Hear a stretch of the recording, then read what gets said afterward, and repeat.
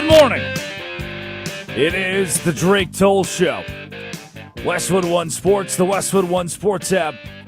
Drake Toll with you from the Savannah Bananas organization, locked on Big 12 and right here on Westwood One Sports. Aaron Donald, welcome back to the National Football League. Yeah! I mean, one of the great defensive players of the last decade, Aaron Donald, decides to retire early, hang it up with the Los Angeles Rams, and save his body. Previously stating that he was done with football and it wasn't as fun anymore and he'd kind of achieved everything. And at 32 years old, he decides to hang it up. Then yesterday, in the dead of the heat, the Adam Schefter send tweet push goes through. Quote, Aaron Donald worked out today for the Los Angeles Rams per the NFL Wire. And there it is. The Rams reporting to the National Football League. Aaron Donald, defensive tackle, Pittsburgh in the middle of a workout. Schefter would add the context of Donald wanting to do a workout in a football helmet, and even though, quote, he did not wear pads during it, he used Rams team equipment at their facility during training camp, requiring them to report this activity to the NFL. Did the Rams just become a super team? Right, we've been talking a lot of Dodgers this week, baseball, Tarek Skubal. The same Dodgers, by the way, that have lost 6 consecutive games. Did the L.A. Rams, with Aaron Donald, become a super team, if they're not already a super team, led by the MVP, Matthew Stafford, and the Defensive Player of the Year, Myles Garrett? Did you know? When you scurry into the water cooler today and your buddies are talking National Football League, did you know that Aaron Donald, Matthew Stafford, Myles Garrett, this Rams team that has the potential to be Puka Nacua, this Rams team that has the potential to be an all-star super team in the National Football League, they carry something that no NFL team has ever had. No team, history of the league, has had the MVP and the Defensive Player of the Year, those two reigning award winners on the same roster. Say hello to Myles Garrett and Matthew Stafford, both of them on the Los Angeles Rams. And now Aaron Donald's return is imminent. Let's be honest. Let's shoot it straight. Aaron Donald is coming back to the Los Angeles Rams this season. And this... It makes some semblance of sense. I want to paint a picture for you here because Donald would not be the first player to do this.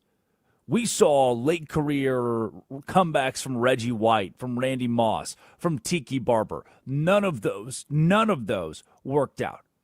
I want to paint parallels to try to investigate whether or not we'll get the same thing from Aaron Donald that we got from Reggie White, both legendary defensive linemen.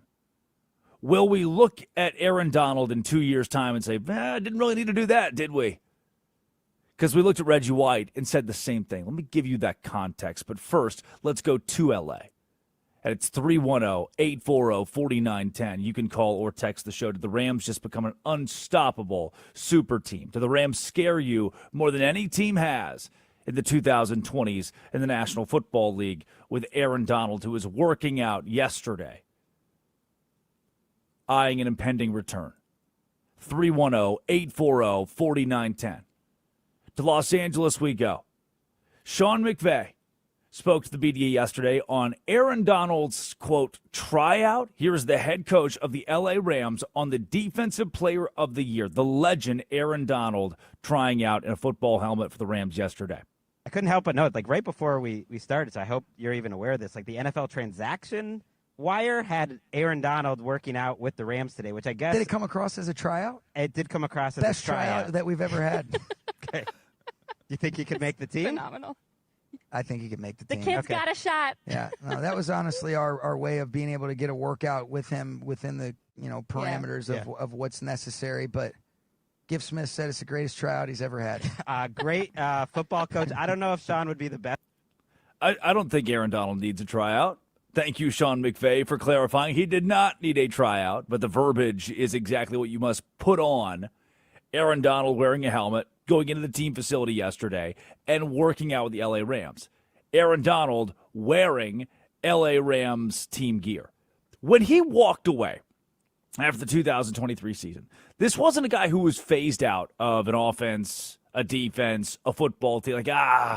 Remember when at the end of Randy Moss's career, we kind of phased him out? Like, we don't really need. Tiki Barber didn't necessarily retire at the peak. We're talking first team All-Pro honors. Maximum attention, Aaron Donald, elite level, 2023. After that season when he walked away, we were still talking about arguably the best defensive player in the National Football League, Aaron Donald. And now that guy, with the prospect of playing alongside Myles Garrett, with the prospect of playing for a super team in L.A., can come right back into the fold and lead a team that has every right to win the Super Bowl. If you look today, this is before Donald has even signed. This is just Donald in a helmet working out. If you were to go to the poly markets today, the Cowshees of the world, you would see that the LA Rams have a 25% chance not to make the postseason, not a 25% chance to make the NFC Championship game, a 25% chance to win the NFC and go to the Super Bowl. It's astronomical. $100 pays out $400 for the LA Rams. We have that much confidence. Nobody else is at 12% to win the NFC.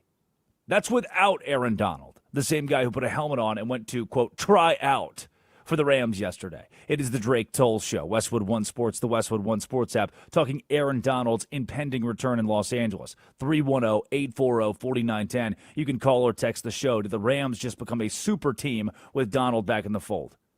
Because he's headed back to Los Angeles. He's not doing this for nothing. Adam Schefter can even give us the latest. Schefter, will Donald be a key cog, a guy who does come back for the LA Rams? Well, that's the whole thing. Essentially, once he does don the Rams equipment at their training facility during training camp, then at that point in time, they have to report it to the NFL, and the NFL has to put it on its transaction wire. And once it shows up on the transaction wire, we see it and we say, whoa, Aaron Donald worked out today for the Rams? What does that mean? And it certainly means like he's ramping up. He's trying to see if he can regain and recapture the form that made him one of the most dominant defensive players in NFL history. And if he feels like he can get close to that form, then certainly he would like to come back and play. We heard Sean McVay, the Rams head coach, say last week it's trending in the right direction. It's trending upward. Those are signs that would seem to indicate that he is strongly considering, if not likely to come back, but ultimately he has to make that final decision. And to my knowledge, he has not yet done that. If you heard in the middle of what Schefter just said, if he feels right, if Donald feels right, because the first thing I thought when I see Schefter come down the pipeline with a tweet of Aaron Donald is he's not just in the facility saying hello, that he is actively working out, actively trying out for the LA Rams. The first thing I think is there's no way Aaron Donald does this and just doesn't come back. He doesn't wear the Rams gear, doesn't ask the team for gear, and then go try out, do a couple wind sprints. Like, you're right, guys. I don't have it anymore. Hey, Sean, good to see you. Hope you guys are doing well. I'll see you in the Ring of Honor in a couple years. See you in the Hall of Fame. Guy who finished with 111 career sacks. But what if? What if the whole thing's just a farce? Huh? Can we play devil's advocate for a second? What if Aaron Donald doesn't come back? Well, what if we're going chicken before the egg? Our eggs haven't hatched and we're counting them. 310-840-4910. Texts are already rolling in. This says, Drake, he hasn't signed with the team. Let's not count our chickens before the eggs hatch. I agree with you. I believe he does sign, but he has not signed yet. Maybe that helps a narrative here that we're missing. The what if this doesn't work? Has anybody thought about that? Has anybody, have we sat down and we thought, what if Aaron Donald coming back to the National Football League after 2 years off just doesn't work? I want to take you back to 2023. Listen to this man. Listen to the tone of the voice. Listen to Aaron Donald. These are his words. This is what Aaron Donald had to say when he retired. This is a clip from back in 2023 where he announced his retirement. Does this sound like a guy? He's going to take you through every accolade. He's calculated, tallied them up. He's going to take you through every accolade he has in the National Football League. Does this sound like a guy who wants to return to football? Aaron, take it away.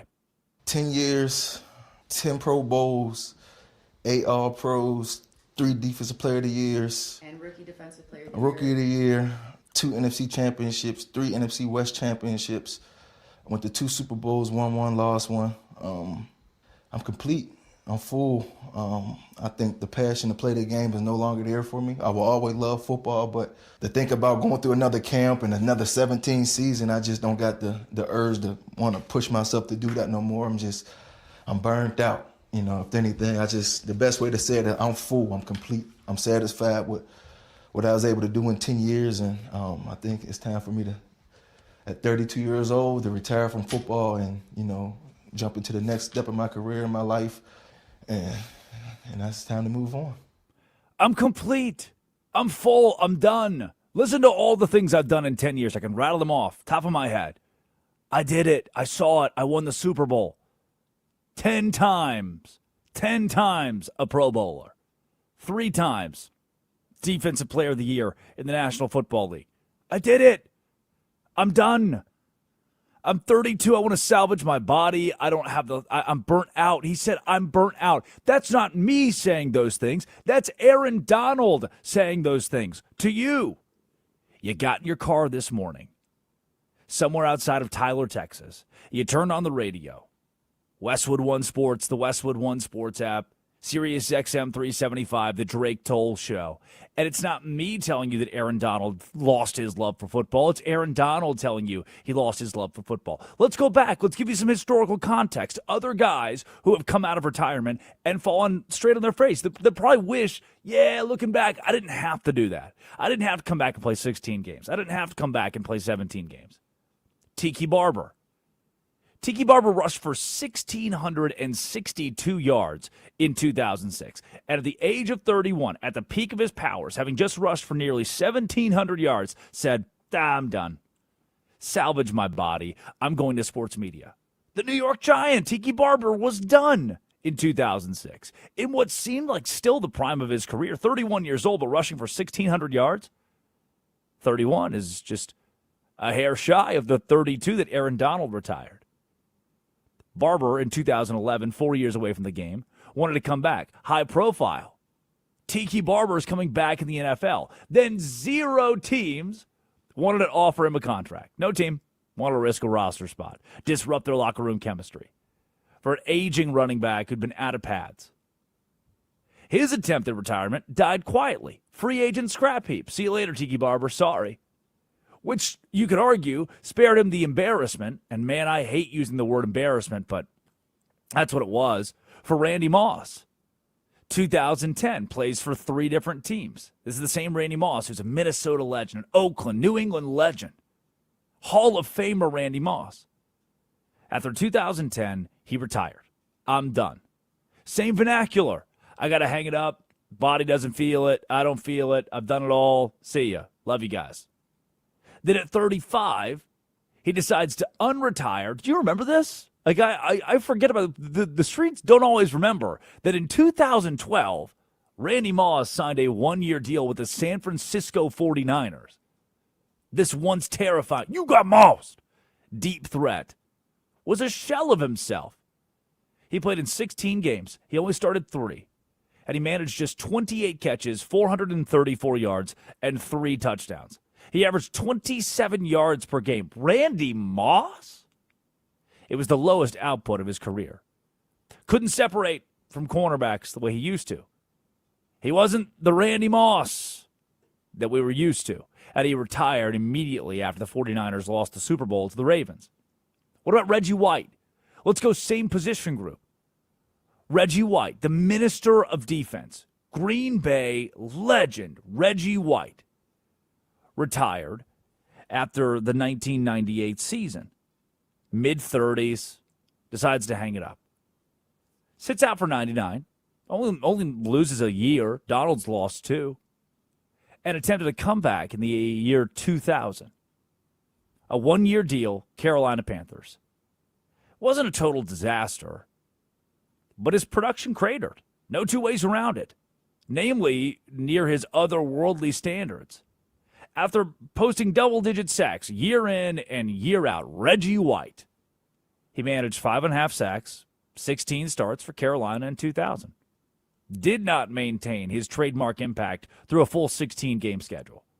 Minimal pass rush pressure, walked away for good right after the season ended. What if Aaron Donald's walking back the same way that Moss did, the same way Reggie White did, the same way Tiki Barber did, and it's not going to be what we expect it to be? What if you're going to hear on the TV, on the radio all day today, the Rams are cooking up a super team. The Rams, the best team in the National Football League. The Rams have it better than anybody else if Aaron Donald comes back.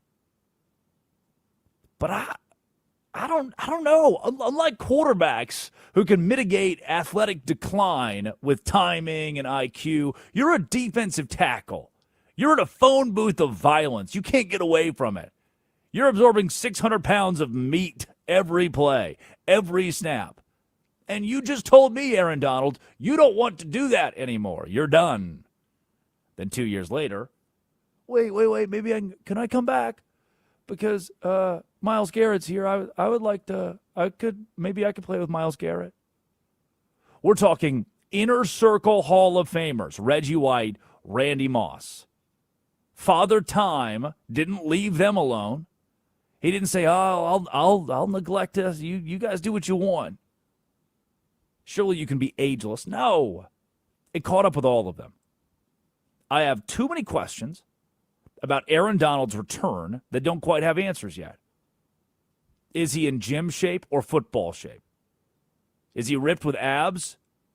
Because he's been doing, what's the thing they do? The CrossFit. Because he's been doing CrossFit? Or is he ready to take on 600 pounds every offensive play? Is he still there for the phone booth of violence that a defensive tackle has to endure? Is he just another example of Randy Moss or Tiki Barber or Reggie White? I have those questions about Aaron Donald. Don't make this whole thing pie in the sky yet. 310-840-4910. Phone lines are open for you. It confirms Donald's return. He worked out. Aaron Donald worked out this week. But does it change my view of the Rams' win total? If he comes back, does it change my view of their projection? No, I think the Rams win the NFC either way. And if that's the case, do they need Aaron Donald? When we return, one of the NFL's most controversial players just found a landing spot. And he is about to blow up yet another locker room and send this franchise into disarray. It is Westwood One Sports and the Westwood One Sports app. More when we return. This is the Drake Toll Show. Packers Talk.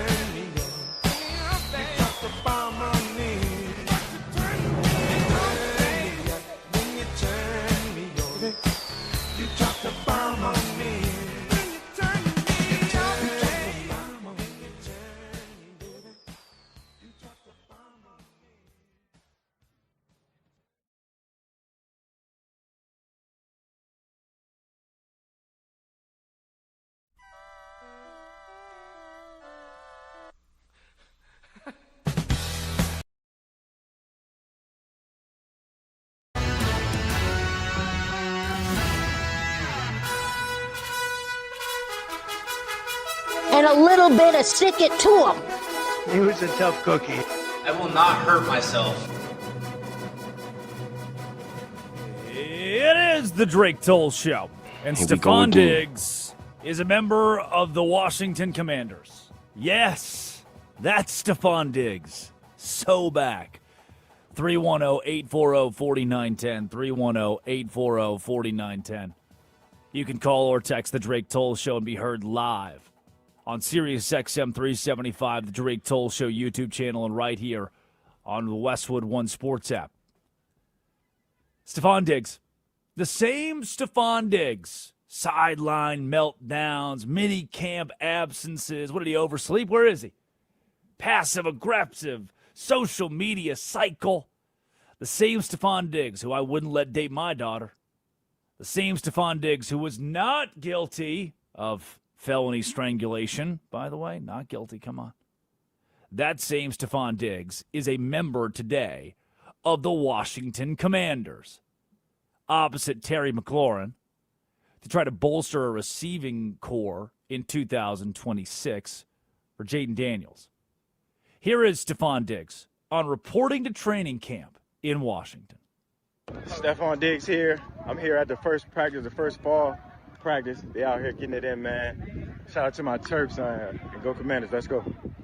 And go Commanders. Let's go. Now, that's a video that Brandon Ayuk has been dying to make. Brandon Ayuk, the 49ers wide receiver, who was cut by the 49ers but is still in San Francisco, has been making social media posts that seem CTE-laden about how he's going to be the next starting wide receiver in Washington, how he's going to lead the way in Washington. Ayuk has posted once a week for the last 6 weeks on Instagram saying, y'all get ready. He even purchased a house in the Washington, D.C. area to play with the Commanders. Instead of Brandon Ayuk, it is Stefon Diggs. Pick your poison there, by the way. If this organization, this franchise, wants to rebuild its culture, is adding Stefon Diggs to the mix part of that goal? Are you prioritizing winning now or rebuilding culture? Dan Quinn, the head coach of the Washington Commanders. It's the National Football League. Of course you have to prioritize winning now. But this is a Stefon Diggs who's not been quiet. Let me tell you, I'll give you this. I'm not going to hide it.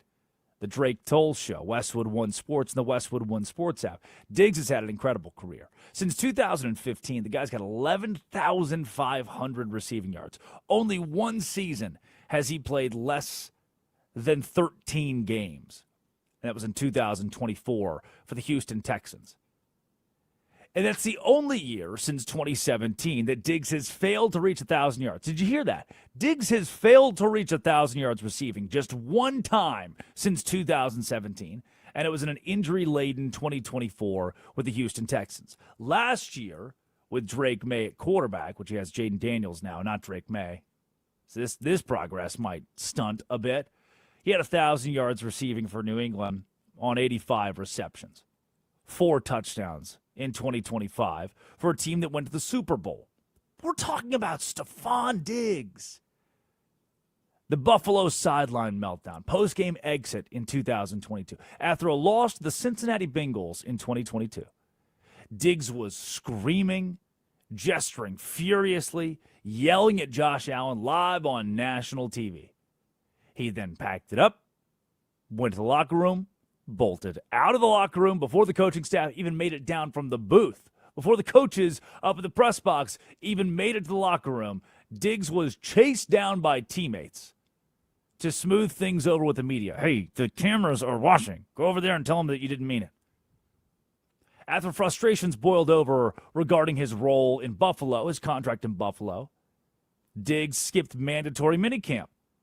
Sean McDermott publicly admitted he was very concerned, quote, very concerned back in 2023, and said this is a recurring pattern for Stefon Diggs. He weaponizes his presence. He creates unnecessary off-field drama when he's unhappy with target shares. The same Stefon Diggs, where when players make videos in the locker room, who would you not let date your daughter? Who would you not let date your sister? Oh, Stefon. Oh, Diggs. Oh, Stefon Diggs. And across multiple stops, Minnesota, Buffalo, Houston, he's used cryptic tweets, mysterious Instagram likes, passive-aggressive media hints to actively undermine quarterbacks and front offices. Stefon Diggs, everywhere he goes, has been a culture problem, a culture issue, and now he's a Commander. This is what you want? This is what you want alongside Terry McLaurin. I mean, how bad could it have gotten last year in Washington that Stefon Diggs is your answer on a 1-year, $12 million deal that was announced yesterday? Well, I mean, you kind of take it. Because Diggs, 32 years old, sitting beside McLaurin, who was out for a good portion of last season with an injury. I mean, heck, the wide receiver depth with Noah Brown missing 13 games, McLaurin missing 7 games. 5 players who were not on the roster when the year began last season caught passes for the Commanders.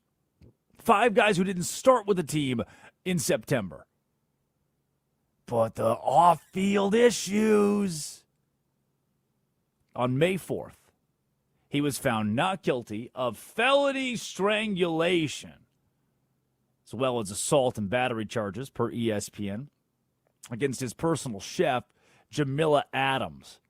The NFL even investigated the situation. Said, there's not enough evidence here, but the text messages are fishy. And Diggs himself is suing Christopher Blake Griffith for defamation after Griffith, listen to this, made accusations that the football player had, quote, drugged and sexually assaulted him and tried to, quote, unalive him. Stefon Diggs. We're signing Stefon Diggs. So what does it do for the Commanders? What does it do for Washington? What sort of immediate impact does Diggs bring the Commanders? Well, in the locker room, the culture Commanders, Dan Quinn, year 3 of the Dan Quinn experience, the culture Commanders, he'll walk in, you'll be like, let's put Diggs in the glass box over there, please. Stefon, if you could just refrain from talking to anybody that's involved in our operation, it'd be great. If you could just, you over there, Stefon, catch football. Stefon, you go out there and catch the football. What sort of locker room impact does Stefon Diggs make on the Commanders? Probably not a very positive one. There's not a lot of people out there going to Stefon Diggs' aid and singing his praises about the team piece that he is. But what impact does Stefon Diggs bring on the field? Damn, man. That's undeniable. 310-840-4910. 310-840-4910. Text line, call line is open today on the Drake Toll Show. Westwood One Sports, the Westwood One Sports app, talking Stefon Diggs signing with the Washington Commanders. You just added a guy. Take the name away. Don't show me his name. Just a silhouette. Player A. You just added a guy who's caught for 1,000 yards all but 1 year since 2017. He did it in 2018 in Minnesota, 19 in Minnesota, 2020 through 2023, all 4 years in Buffalo, caught for 1,000 or more yards, caught for 1,100 or more yards. His year in Houston, where he was banged up, is your only outlier, played 8 games in 2024, and was on pace for 1,000-yard receiving year. Then last year, in New England, helped lead the Patriots to a Super Bowl alongside Drake May, who lacked weapons, and would find Stefon Diggs to the tune of 1,000 yards on 85 receptions in his 17 games played. The best stability is availability. And you got a guy who's available for a large portion of his career, has not dealt with nagging injuries and issues, and a guy who catches for 1,000 yards year in and year out. That's Stefon Diggs. Put him opposite Terry McLaurin. Put Stefon Diggs opposite Noah Brown. And now the Commanders have 3 options for Jayden Daniels to throw to. Now the Commanders seem like an offense that the NFL will have to deal with. And when you're playing in a division in the NFC East with the Dallas Cowboys, look, that might be 2 wins right there. If you have a semblance of an offense and you get to play the Cowboys, whose defense was the worst in the National Football League last year, that bodes well for the Commanders. Oh, hey, and by the way, you get to play the Giants twice. That's not going to hurt you. While the Eagles, we heard yesterday from Linnell Willingham, who's doing a trek across the country to 7+ different training camps in the Northeast. Linnell Willingham joined the show and said he thinks the Eagles have the best defense in the National Football League, that the Eagles still own the NFL on that side of the football. So let's take the Eagles out of the conversation. Let's take you to Washington on the Drake Toll Show. Westwood One Sports, the Westwood One Sports app, 310-840-4910. The Commanders will open it up in division against the Eagles, then play the Cowboys the very next week. Let's test this Stefon Diggs experiment in week 2 against the Dallas Cowboys Swiss cheese defense, just to play the Seattle Seahawks. You played two of the NFL's top 3 defenses, the Eagles and the Commanders, in your first 3 weeks of the season. Before the Colts, the Giants, and then bam, man, you got the 49ers buried in the middle of this schedule in October, just to play the Eagles and the Rams. Did you hear that? This is the front half of the Commanders' schedule. The Eagles, the Seahawks, the 49ers, the Eagles, and the Rams. All 5 of those teams featured in the first 8 games for Washington. Brutal. Now, you do get Cincinnati and Arizona on the back half, Tennessee and Minnesota. I don't have a ton of faith in Atlanta. Who knows about the Jacksonville Jaguars? The back half isn't near as bad. But God bless America. If we're not going to put Stefon Diggs through the gulag, if we're not going to put Stefon Diggs, Jayden Daniels, and the entire Commanders offense through hell with the Eagles twice, the Seahawks, the 49ers, and the Rams, we're making them play the toughest division in football over the course of this year as they take on just about everybody in the NFC East. The Washington Commanders signing Stefon Diggs gives you an instant impact player. No doubt. 1,000-yard guy. No doubt. Culture issue. Pretty much no doubt. And that kind of experiment, culture versus production, that kind of experiment is one that Dan Quinn wants to take. Again, you get the whole NFC West on your schedule. The Rams, the Niners, the Seahawks. That's not a fun draw. That's not a fun draw. Those 3 defenses in your first 8 games? No, sir. Not if you're a San Francisco 49ers fan, a Los Angeles Rams fan, or a Seattle Seahawks fan. Then you're chomping at the bit to play a Commanders team that was banged up last year and brings in Stefon Diggs to try to stop it, plug the hole. When we come back, this NFL franchise, if not the Commanders, who may have just blown up their culture, may have just blown up their locker room with Stefon Diggs, this NFL franchise may have just blown up the whole franchise. Everybody's hurt, and we're paying the wrong guys. Who is it, and how bad could it be? The American Red Cross needs blood donors now. Make your appointment today. Visit redcrossblood.org. Use the blood donor app or call 1-800-RED-CROSS. This is the Drake Toll Show.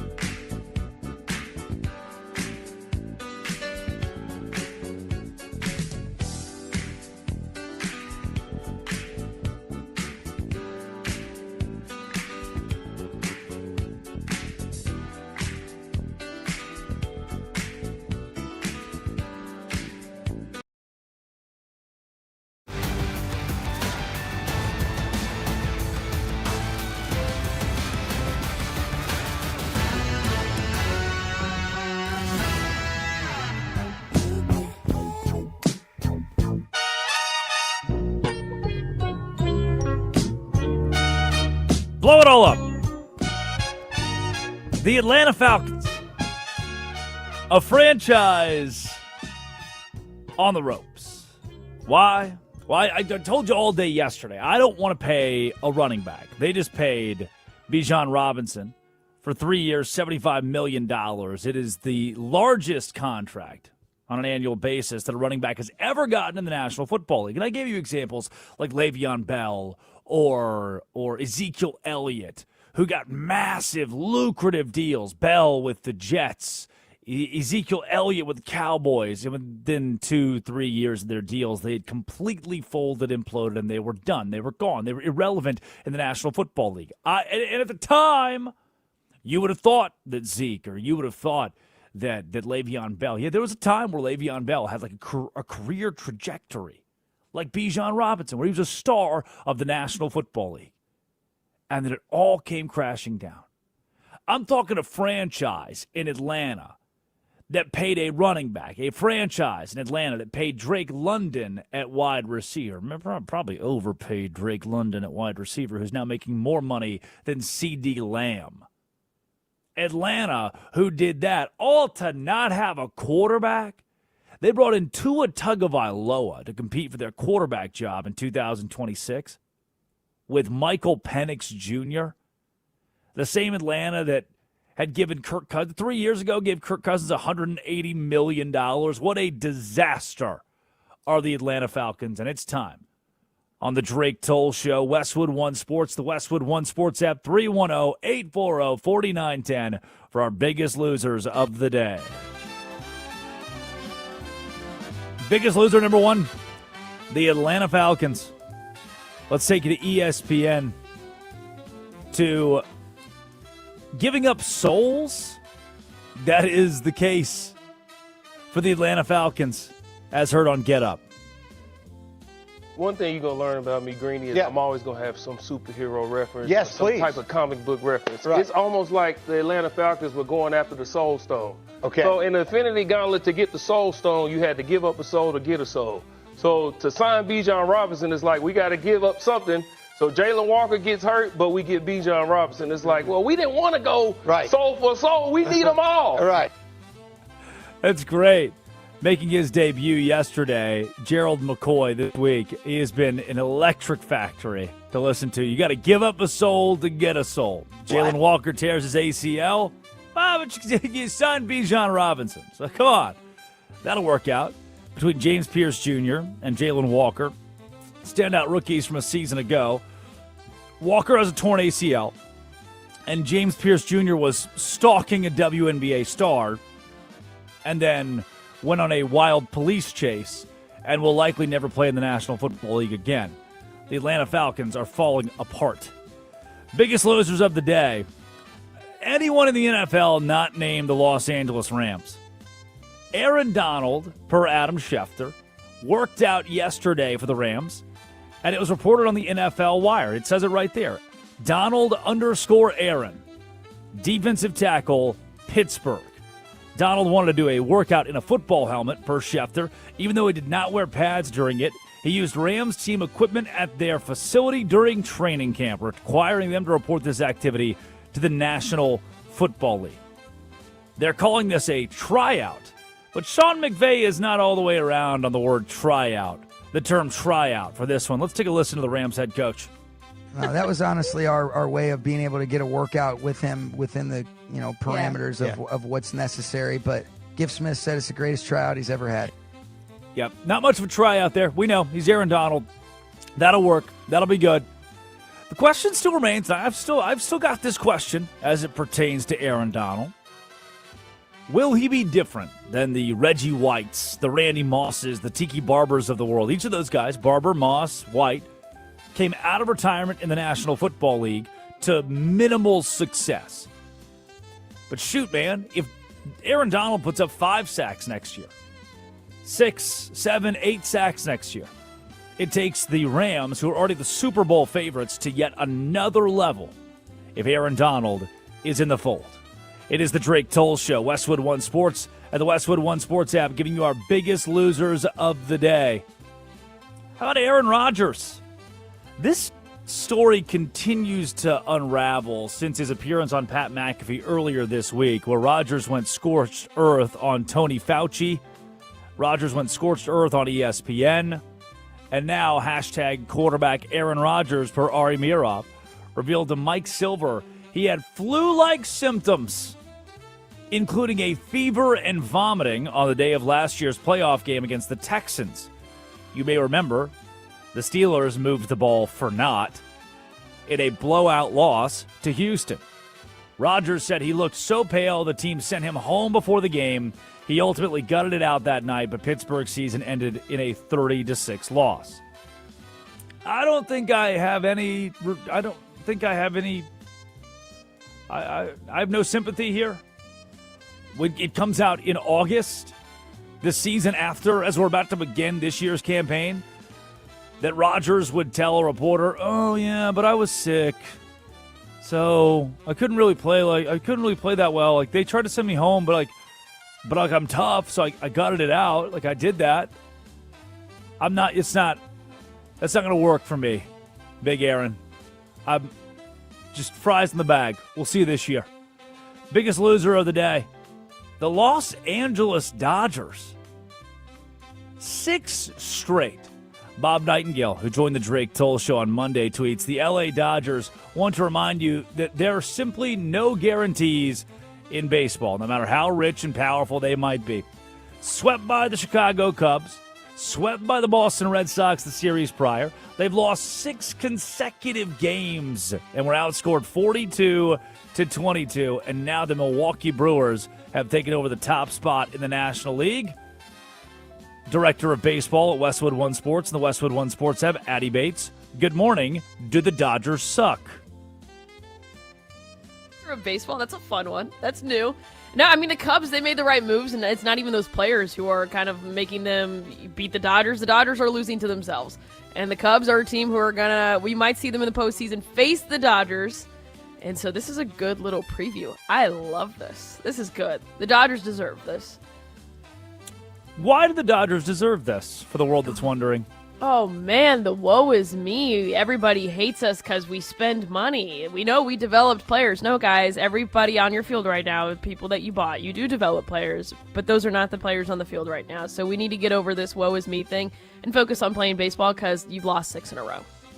Yeah, they develop players to trade them elsewhere. The Dodgers still have an 8-game lead in the NL West above the Arizona Diamondbacks, who have been a pleasant surprise in 2026. A 10-game lead over the San Diego Padres, who have to win now based on their buying at the trade deadline. The Dodgers are 2-8 in their last 10. Biggest loser of the day, Shannon from Alabama says, Brandon Ayuk.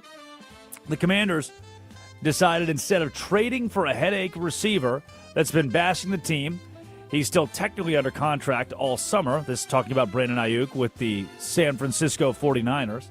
He wants to go there, but they're going to sign another headache receiver, Stefon Diggs, a guy that carries his own baggage. Shannon said that's got to be a wake-up call to realize the Commanders don't want you, Brandon Ayuk. 310-840-4910. You can call or text the show. Ayuk's career in the NFL is likely done.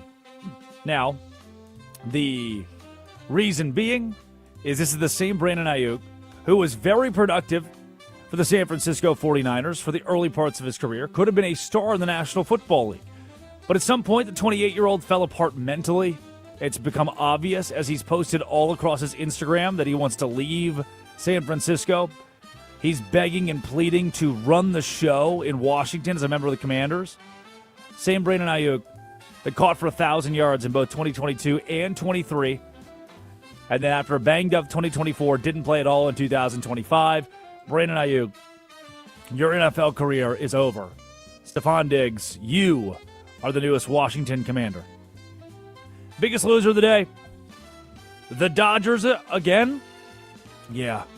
Sleeper Dodgers says, some Dodgers players are getting tired of hearing their success being chalked up to just money. They feel like elite scouting, player development, countless small details fuel the organization's success. Kyle Walter tweets, not a single member of the rotation was developed by LA. Most of the lineup also not developed. Addie, let's double down. The Dodgers, the biggest losers of the day. And it's not working. Their spending is not working. This is kind of blowing every argument out of the water of their spending to win. And look, they've spend, but you know what? Can't make a deal with the devil. That's what they did. Yep. The Dodgers just want to win, and there's one thing they've not been able to do over the course of the last 2 weeks. It is win. Their big move at the trade deadline, Tarek Skubal, made his debut a couple nights ago in a 5-1 loss against the Chicago Cubs. But again, the Dodgers still 8 games leading the National League West. It is the Drake Toll Show on Westwood One Sports and the Westwood One Sports app. Aaron Donald working out with the L.A. Rams. Stefon Diggs signing with the Washington Commanders. Sorry, Brandon Ayuk. And, Reggie White? What does Reggie White have to do with this? Here's how Aaron Donald can be compared to two Hall of Famers that might just prove Donald's likely comeback in the National Football League will fall flat. Do not set your expectations yet on Aaron Donald, and here's why you can't set those expectations yet. It's Westwood One Sports, the Westwood One Sports app, 310-840-4910. Laura Jimenez runs the board. Addie Bates produces. This is the Drake Toll Show.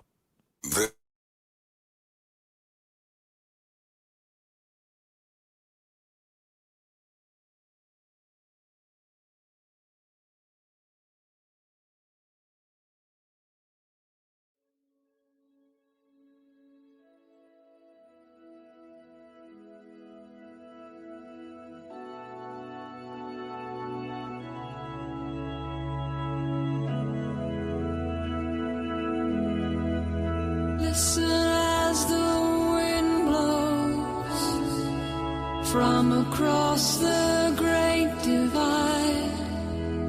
Voices trapped in yearning, memories trapped in time. The night is my companion, and solitude my guide. Would I spend forever here and not be satisfied? And I would be the one to hold me down, kiss you so hard, I'll take your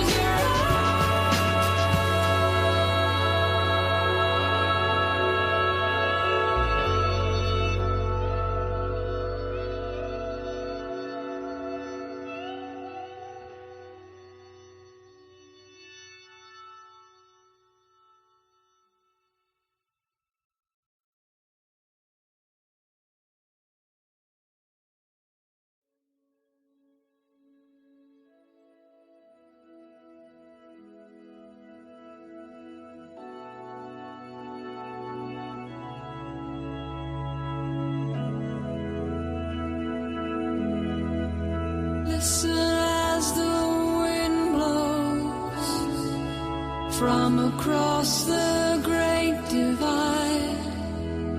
Voices trapped in your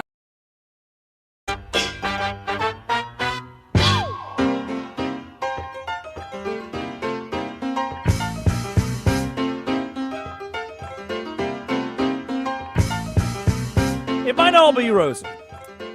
It might not work out. Aaron Donald shows up yesterday at the Rams facility. Throws a helmet on. Throws a Rams helmet on. Got some Rams shorts on, a Rams shirt on. Bam, let's go to work. I'm Aaron Donald, man. Defensive Player of the Year of the National Football League. Yeah, I retired in 2023, but I'm back. Come on now. You know, it's me, Aaron Donald, right, guys? Come on. I'm going to walk through the door. And I'm ready to contribute to the LA Rams. But what if it doesn't work? Has anybody asked that question? We've all been, you hear these analysts, and we've had a couple on our show who have said the same thing. Some guys can just throw on the football pads and bam, they're ready to go. Knock it out of the park. Don't question them. Aaron Donald is one of those guys. And yesterday was a, quote, tryout in accordance to the NFL rules for Aaron Donald, who went to the facility and, I don't know, did some wind sprints. How do you try that guy out?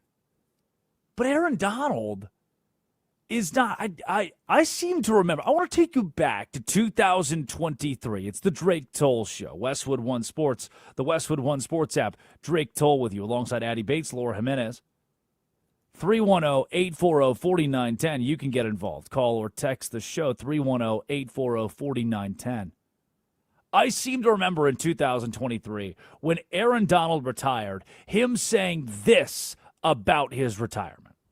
10 years, 10 Pro Bowls, 8 All-Pros, 3 Defensive Player of the Years. And Rookie Defensive Player of the Rookie of the Year, 2 NFC Championships, 3 NFC West Championships.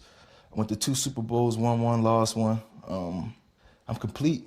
I'm full. I think the passion to play the game is no longer there for me. I will always love football, but to think about going through another camp and another 17 season, I just don't got the urge to want to push myself to do that no more. I'm burnt out. If anything, the best way to say it is I'm full. I'm complete. I'm satisfied with what I was able to do in 10 years, and I think it's time for me to, at 32 years old, to retire from football and, jump into the next step of my career in my life. And that's time to move on. I'm done. It's complete. I'm burnt out. Those are the words of Aaron Donald. That's not me. That's not, any one of us as a part of the Drake Toll Show that were like, hey, what can we deduce? Maybe Donald felt this way. That's why he retired. No. Aaron Donald just told you he retired because I don't have it. I don't feel that way. This is the same thing that we heard from Megatron or from Andrew Luck when he retired. When Calvin Johnson hung it up with the Lions. Megatron's done at the age of 30. Yeah, man, I'm tired. I don't have it. Andrew Luck said, hey, to play quarterback in the National Football League, you got to be all in. I'm not all in. Aaron Donald was not all in. So he retired. And now he throws a helmet on yesterday, tries out for the Rams, and we suddenly believe that Aaron Donald is going to be the answer? That Aaron Donald's going to walk back in the National Football League? I'm asking this guy to go to a phone booth of violence. 600 pounds of double teams on every single snap coming down at you after 2 years away from the NFL.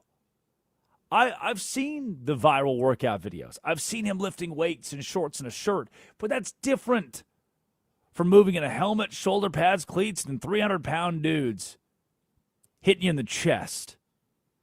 So I did some research here.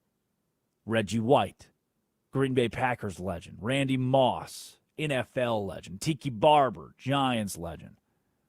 Guys who came out of retirement and it didn't work. It's time on the Drake Toll Show, Westwood One Sports, the Westwood One Sports app, for our obituaries. Dead today, retiring, retiring and then unretiring from the National Football League. Didn't work. Hasn't worked for some of the biggest names in the sport. Tiki Barber in 2006 rushed for 1,600 yards. Then he retired at the age of 31. What? Tiki Barber's retiring? Gosh dang it. Peak of his career. He just rushed for 1,600 yards. But he wanted to go into sports media. Then in 2011, 4 years away from the game, I'm back. I'm ready to do it again. I'm Tiki Barber. I'm the New York Giants legend. I'm Tiki Barber. 0 teams in the NFL wanted to sign him. Fell flat on his face, and Tiki Barber did not officially unretire by signing with a team. He unretired in name only. Randy Moss, 2010, played for 3 different teams, then decided to retire at the end of the year. Oh, but wait. In 2012, age of 35 years old, I'm going to sign a 1-year deal with the San Francisco 49ers. And he spent the 2012 season in San Francisco catching 28 passes, 434 yards, 3 touchdowns. The streets forget. Randy Moss played in the Super Bowl for the San Francisco 49ers in 2012. Then hung it up immediately after as his unretirement bid failed. Reggie White. Let's go to the same position group as Aaron Donald, who's planning to come out of retirement.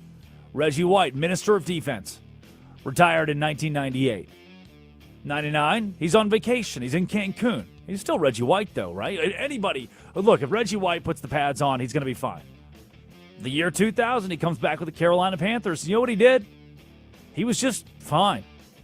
Wasn't a total disaster, but his production cratered, going from double-digit sacks year in and year out to just 5.5 sacks in 16 starts for Carolina in 2000.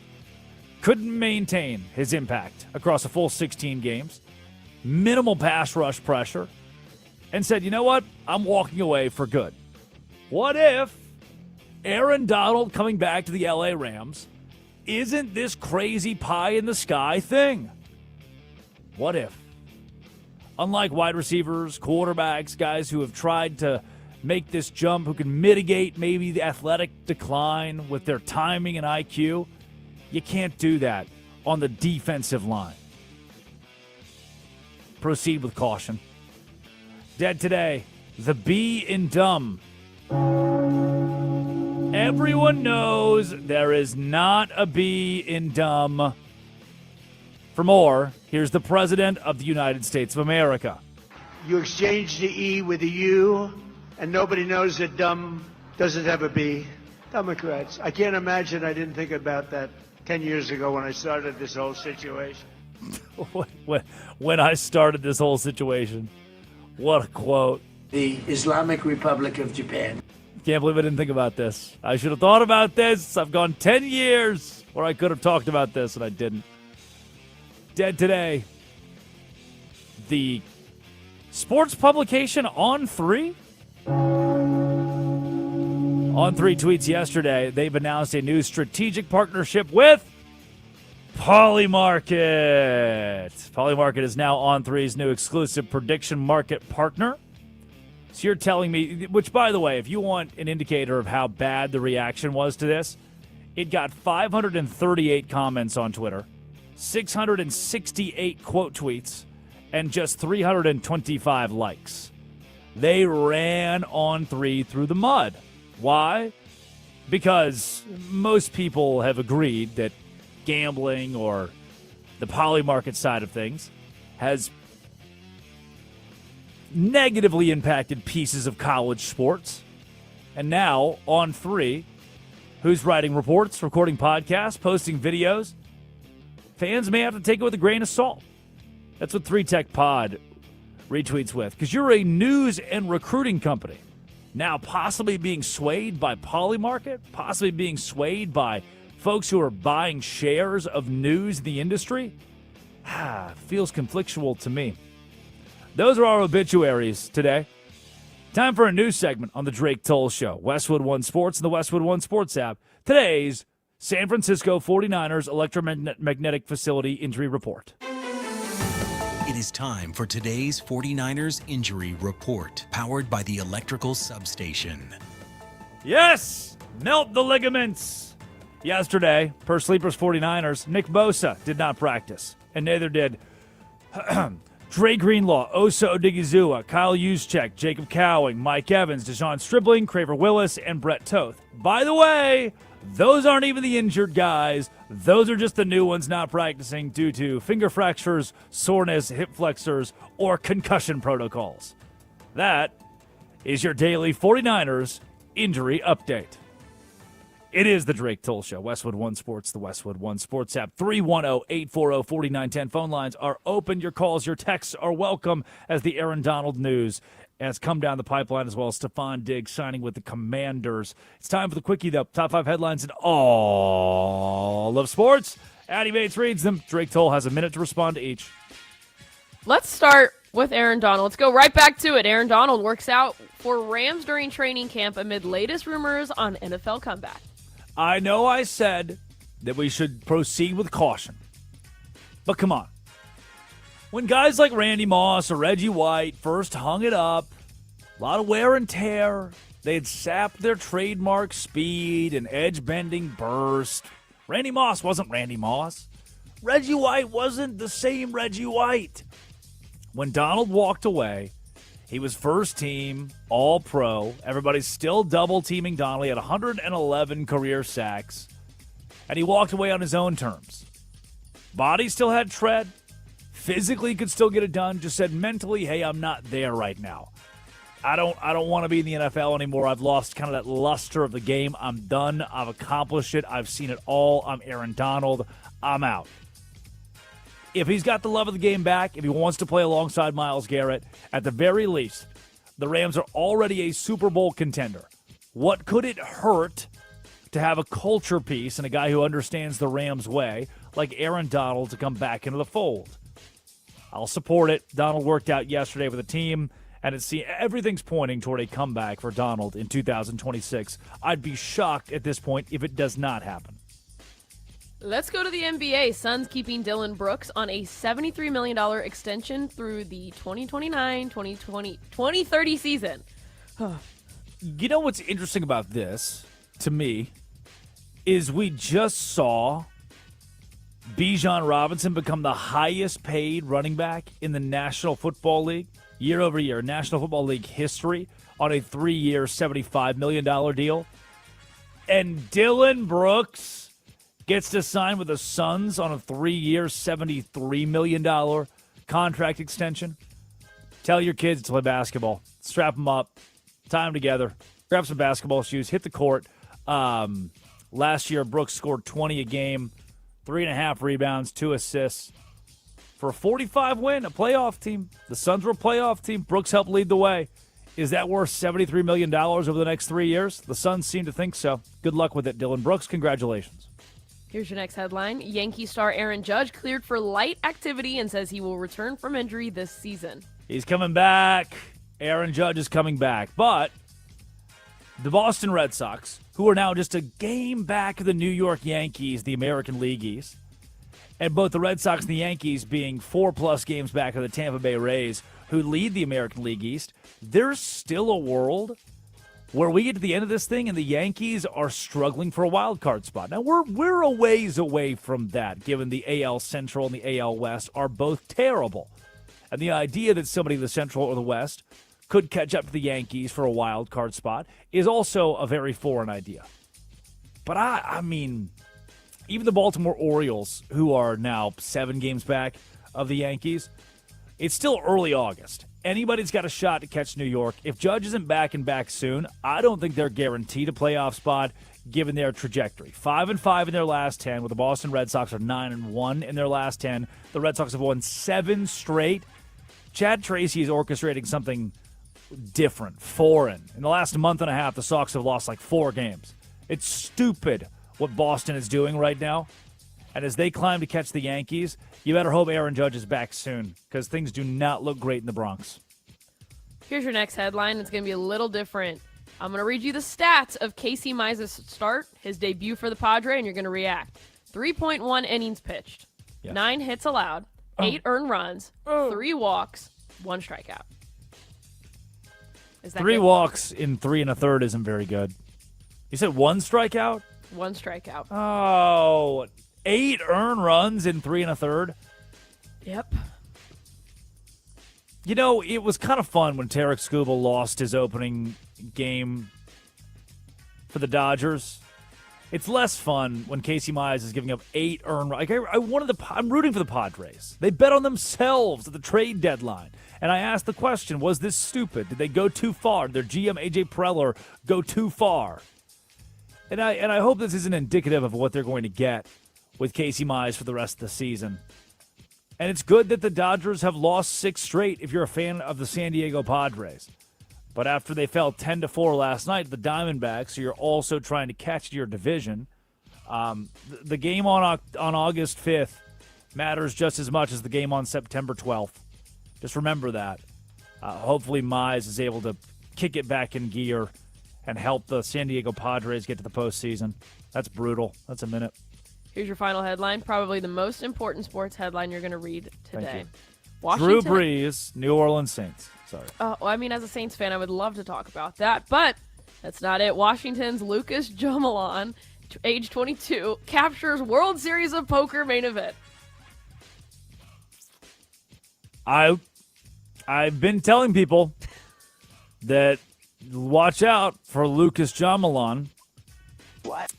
That he could be the next big thing in the World Series of Poker, the WSOP. He wore his sunglasses. $10 million from Lucas Jomalon. Spokane, Washington native. Wire-to-wire performance on a Wednesday night. That's pretty funny. They play the World Series of Poker on a Wednesday night. Second youngest champion in history. Of course, only behind the legendary Joe Cada, right? Thank you, ESPN, for all of this information. I don't know. I don't know. I don't know. The $10 million. Second place got $6 million. Third place got $3.75. Damn, I should have played poker. Ninth place got $1 million. What am I doing in radio? I should have just done poker. Nobody cares. I love the ESPN quote. One of the paragraphs is just like 6 words. 2 hands later, comma, it was over, period. I mean, really dramatic for the World Series of Poker, but I'll take it. Thank you for the headlines today. Of course. That was the quickie. Top 5 headlines in all of sports. When we come back, is Aaron Donald busted? Can we really trust Aaron Donald to come back in full force? I think the answer might be no. You can answer that question. 310-840-4910. 310-840-4910. Sponsored by Progressive Commercial Insurance, protecting small businesses with affordable coverage options. Quote today at progressivecommercial.com. This is the Drake Toll Show.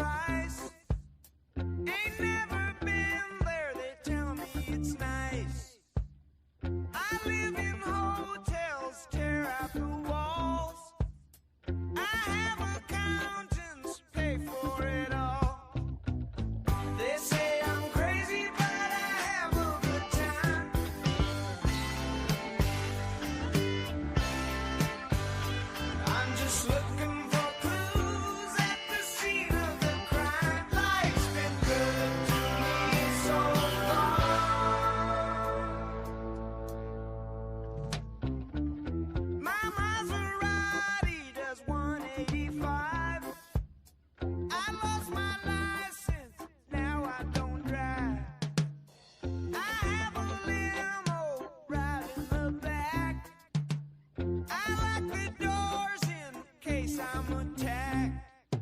I'm making records, my fans, they can't wait.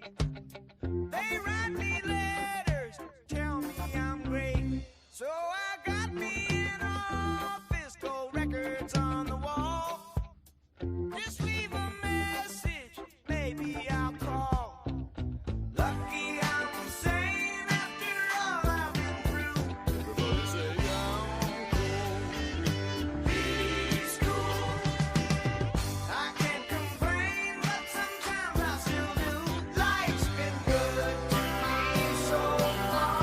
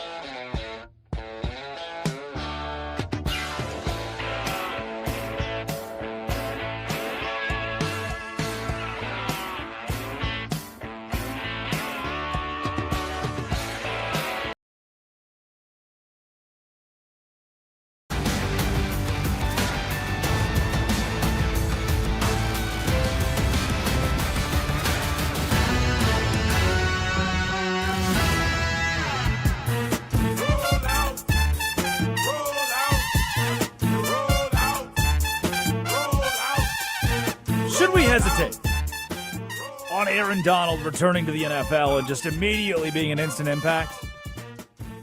I've given you examples here of Reggie White and Randy Moss who came back and just weren't the same. You just didn't get, you're like, it's Randy Moss, the Hall of Famer. It's Reggie White, the Hall of Famer. Two football greats who retired and then unretired, and then they just weren't that good. And it just didn't pan out. Should we be worried about Aaron Donald coming back with the LA Rams? Now, there's some chicken and the egg thing. 310-840-4910. Chickens before they hatch, whatever the hell it is. We got a text out of Waco, Texas.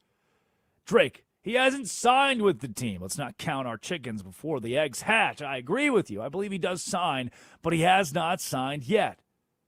Here's your context. Adam Schefter saying that Aaron Donald worked out with the Los Angeles Rams yesterday at their facility, at training camp, and everything points to Donald coming back. Let's take you to Adam Schefter. Number one, here's what he had to say on Aaron Donald possibly making a return.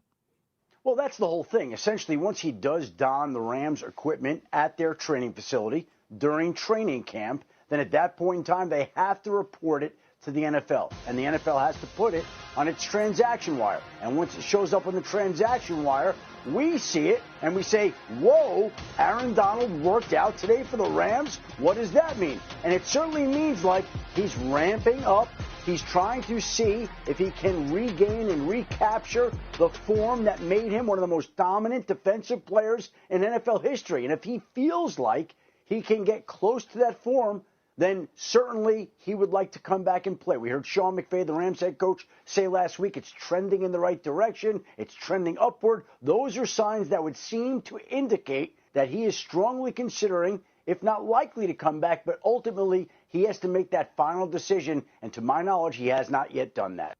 There is your update from ESPN's Adam Schefter, the latest on Aaron Donald. And I don't think the physical side is going to be an issue. It's the question about the mental side, where Donald said during his retirement, I'm done. I've done it all. I don't know if I want to come back. I don't think I need to come back. I've seen it. I've got the awards. I'm worn out. I'm burnt out. Direct quotes from Aaron Donald about his football career. And for Donald, should you be worried? No! No! If Randy Moss and Reggie White were two guys who didn't work out when they came back, they had sapped themselves. Donald walked away at the peak of his career. Again, Moss was a wide receiver who was a long stride guy. I'm going to beat you over the course of 40 yards, and then somebody dropped this ball in my lap. I want a half step of separation. And when that was gone, his game was gone. With a big edge rusher, I should say, who had a wild number of snaps over a decade and a half, like Reggie White, he the same thing. I'm out of steam. I'm out of gas. Donald plays inside, operates that phone booth, interior leverage, elite core strength, and none of that seems to go away. All these social media videos, he's posted a couple of them over the course of the last 2 years, almost teasing you with a return to the LA Rams. And the guy looks pretty good. Unlike the guys who grind through 5 additional years of declining production, Donald retired when he still seemed to be at the peak of his game. It's not like we saw him waning. He's really slowing down. No. I think 35-year-old Aaron Donald can step into the fold with the LA Rams and give a Super Bowl roster, a super team-esque roster, the opportunity to win. He's not going to hurt them. 310-840-4910. He's not going to hurt them. Phone lines, text lines open. Are the Rams a super team times 2 with Aaron Donald in the fold, or is this whole experiment going to blow up in their face? Opposing offenses couldn't block Aaron Donald straight up. You tell me that guy's going to walk back and not have it? With Myles Garrett standing next to him? You're going to have to worry about Myles Garrett and Aaron Donald and Aaron Donald on the same defense? The LA Rams are a super team, and the blueprint will be there. It is the Drake Toll Show on Westwood One Sports, the Westwood One Sports app. Drake Toll with you. Sponsored by Progressive Commercial Insurance, protecting small businesses with affordable coverage options. Quote today at progressivecommercial.com. Let's keep it in the National Football League with Jerry Jeudy, the wide receiver for the Cleveland Browns, who are coached, by the way, by Todd Monken, who are in the middle of a quarterback battle. I ask myself this question. The NFL is king, right? We wake up every morning. We talk mostly National Football League. We get a little baseball sprinkled in here and there during the trade deadline. The Dodgers have lost 6 straight. We'll take you to the WNBA as those storylines overflow. But we're mostly National Football League. And one thing that has been covered again and again and again are the Browns and their quarterback battles. The last 25 years, it's just been the Browns trying to figure out who the hell is going to play quarterback for the Cleveland Browns. We're in the middle of the very same thing now. And Jerry Jeudy, the wide receiver for the Cleveland Browns, is mixed into this controversy? Well, yes. A week ago, the veteran wide receiver, during an Instagram video, was, I guess, TikTok live stream. What's the difference? When he was asked a question by one of the little viewers about the quarterback battle and who the starting quarterback should be, the experienced Deshaun Watson or Shedeur Sanders, or even Dylan Gabriel, who's somewhere mixed in this whole thing. When Jeudy was posed that question, he seemingly held up the number 4. Oh, wait a second. We had a conspiracy theory. where, wait a second, maybe he's got the 4 fingers up on this TikTok video because it means he wants number 4, Deshaun Watson, to be the starting quarterback. So that becomes this controversial thing. That's where this spurs up in the news as we were talking NFL a week ago. And finally, Jerry Jeudy had an opportunity to clarify. Jerry, do you want Shedeur Sanders, Deshaun Watson, or Dylan Gabriel to be the Cleveland Browns starting quarterback? The internet, they do what they do, a story, make it to something that it ain't. I've been in the league for 7 years. At least 5 or 6 of the years, it's all been a quarterback competition. Within those years, I think I'm mature enough and wise enough to not answer questions like that. For everyone to believe that I would answer something like that on social media is kind of wild, but you got to understand this what we in, and understand how everybody viewing the quarterback competition in this room, so every little thing is going to try to turn it into that, and which I get, I understand, but like I said, I spoke on it, I said what I truly felt about the situation, and I leave it off from there. If anybody want to believe, that's what they want to believe. I know what's the real, I know what the truth is, and that all that matters. Jerry plays football. Jerry Jeudy does football. And in that TikTok video where he held up 4, it wasn't strategic. There's no conspiracy theory here. Let the chips fall where they may for the quarterback battle of the Cleveland Browns, and Jerry Jeudy will do as asked. It's the Drake Toll Show, Westwood One Sports and the Westwood One Sports app, 310-840-4910. So how close are we to getting Shedeur Sanders, the starting quarterback of the Cleveland Browns, to getting Deshaun Watson, the starting quarterback of the Cleveland Browns? How close are we to having a starting quarterback in Cleveland? He's the brand new head coach of the Browns football team, Todd Monken. And he seems to like the trajectory of one Shedeur Sanders. Todd? Just keep practicing. You just keep playing. I mean, that's really what you do. I mean, he's still a young player. And we'd like it to happen now. We all would. And but I've been highly impressed over the last, 4 months that I've been around him, how far he's come as a player. And he's only going to continue to get better. It's just, again, there's a lot to take in when you're installing. We got through the spring, and then we're gone for 6 weeks. And then you start back up again in a new system. And so I think you'll continue to see his operation mechanics improve. And I think that's the biggest part right now is in and out of the huddle, getting line of scrimmage, eliminating that anxiety. His anxiety and my anxiety. He's getting there. That sounds like a head coach. The Todd Monken that wants Shedeur Sanders to be ready, that almost needs Shedeur Sanders to be ready. And they're willing him there. He said, I want it to happen today. Because Deshaun Watson is not the Deshaun Watson that we knew in 2019. He's not the Deshaun Watson that we knew in 2020. During that 2020 season, Deshaun Watson threw for 4,800 yards. Did you hear that? Deshaun Watson threw for 4,800 yards at the age of 25. Now, a shade past 30. Deshaun Watson has faded from one of the top quarterbacks in the National Football League. Again, circa 2020, middle of that season, we're looking at Deshaun Watson, the Houston Texans. This is the future. This is the franchise quarterback. Then sexual assault scandal, allegations, a fallout. The Cleveland Browns are the one franchise who say, you know what, fine, we'll take a shot. We'll take a stab at Deshaun Watson. And since then, nothing. 2022. 1,100 yards passing in 6 starts.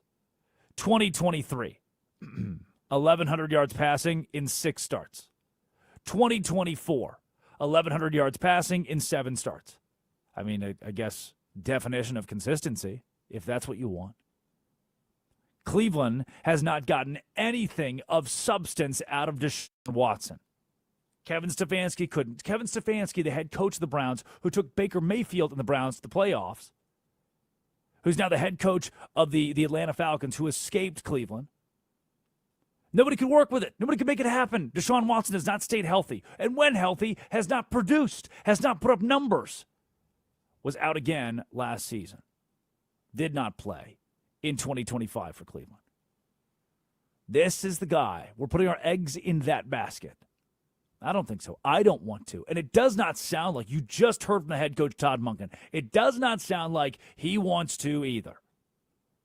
We hope it happens today. We hope Shedeur Sanders in this quarterback battle is the guy who rises to the occasion today. So what's the takeaway? What do you bring to the water cooler? We know what Deshaun Watson is. We've seen it the last 4 years. We know what Deshaun Watson is, a banged up, washed up, old guy who doesn't have it. What we don't know is the ceiling of Shedeur Sanders. And damn it, you're the Cleveland Browns. I'd rather bet on the ceiling of a young guy than wheel Deshaun Watson out there and hope for the best. 310-840-4910. Who would you start? That's real Sophie's choice here. I don't like either of the options, but who would you start? 310-840-4910. The phone lines are open. Let's keep it in the NFL. When we return, we'll give you the latest, an update on one player, Aaron Donald, and how close he may actually be to coming out of retirement. Not only will we give you an update on how close he is, but we'll answer the nagging question. Does this make the Rams the Super Bowl team? The super team of 2026. Frank Schwab, Yahoo Sports NFL Insider, joins the show. This is the Drake Toll Show.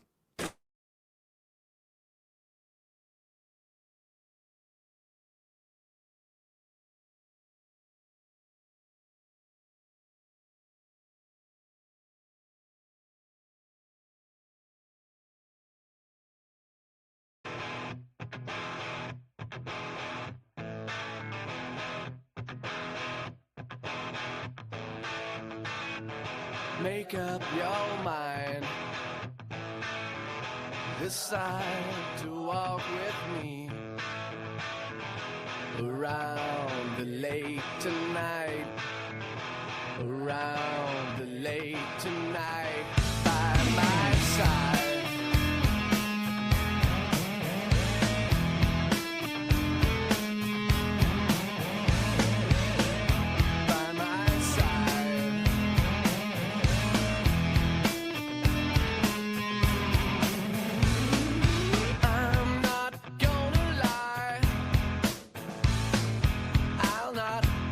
Gentleman behind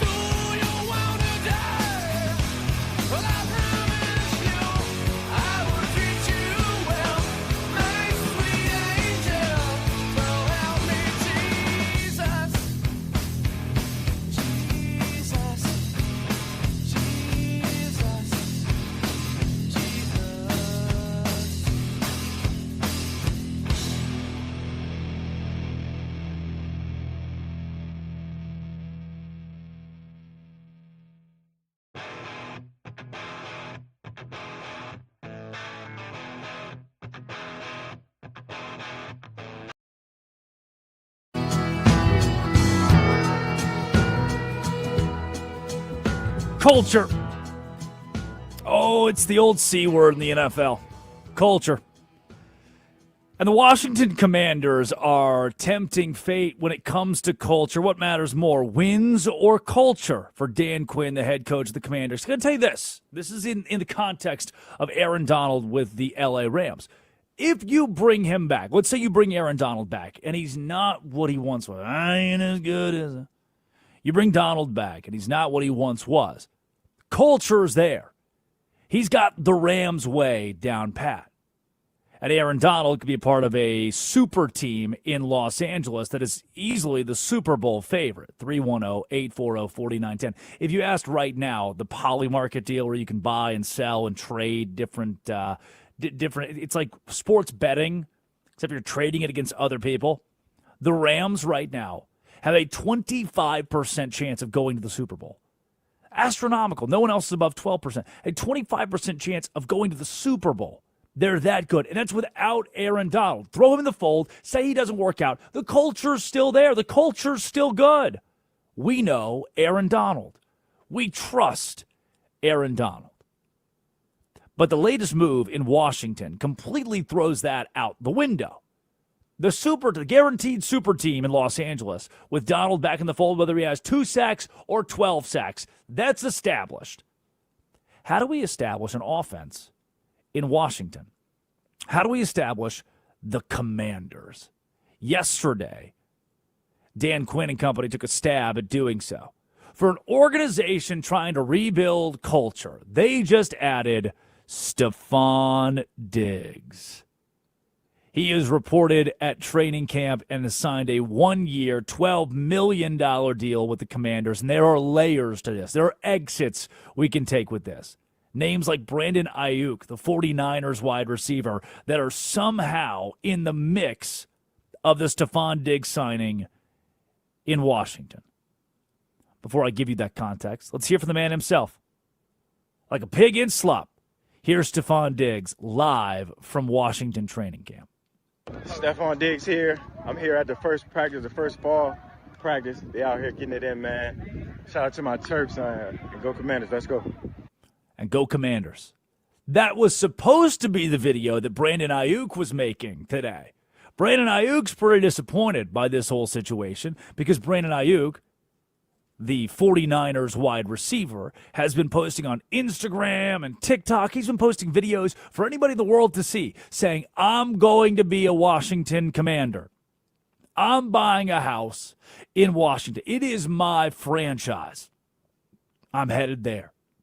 Now, the Commanders have had no response on this because the Commanders don't know why he's saying this. They don't know why Brandon Ayuk, the wide receiver for the 49ers who missed all of 2025 after he blew his knee out, why that guy believes so fervently he's going to be a member of the Commanders.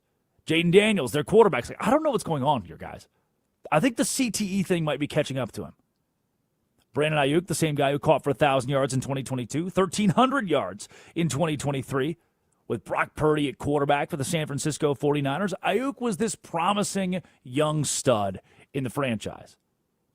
And now Brandon Ayuk's making social media videos begging to be the new wide receiver one, begging to be the new target for the offense, the Washington Commanders.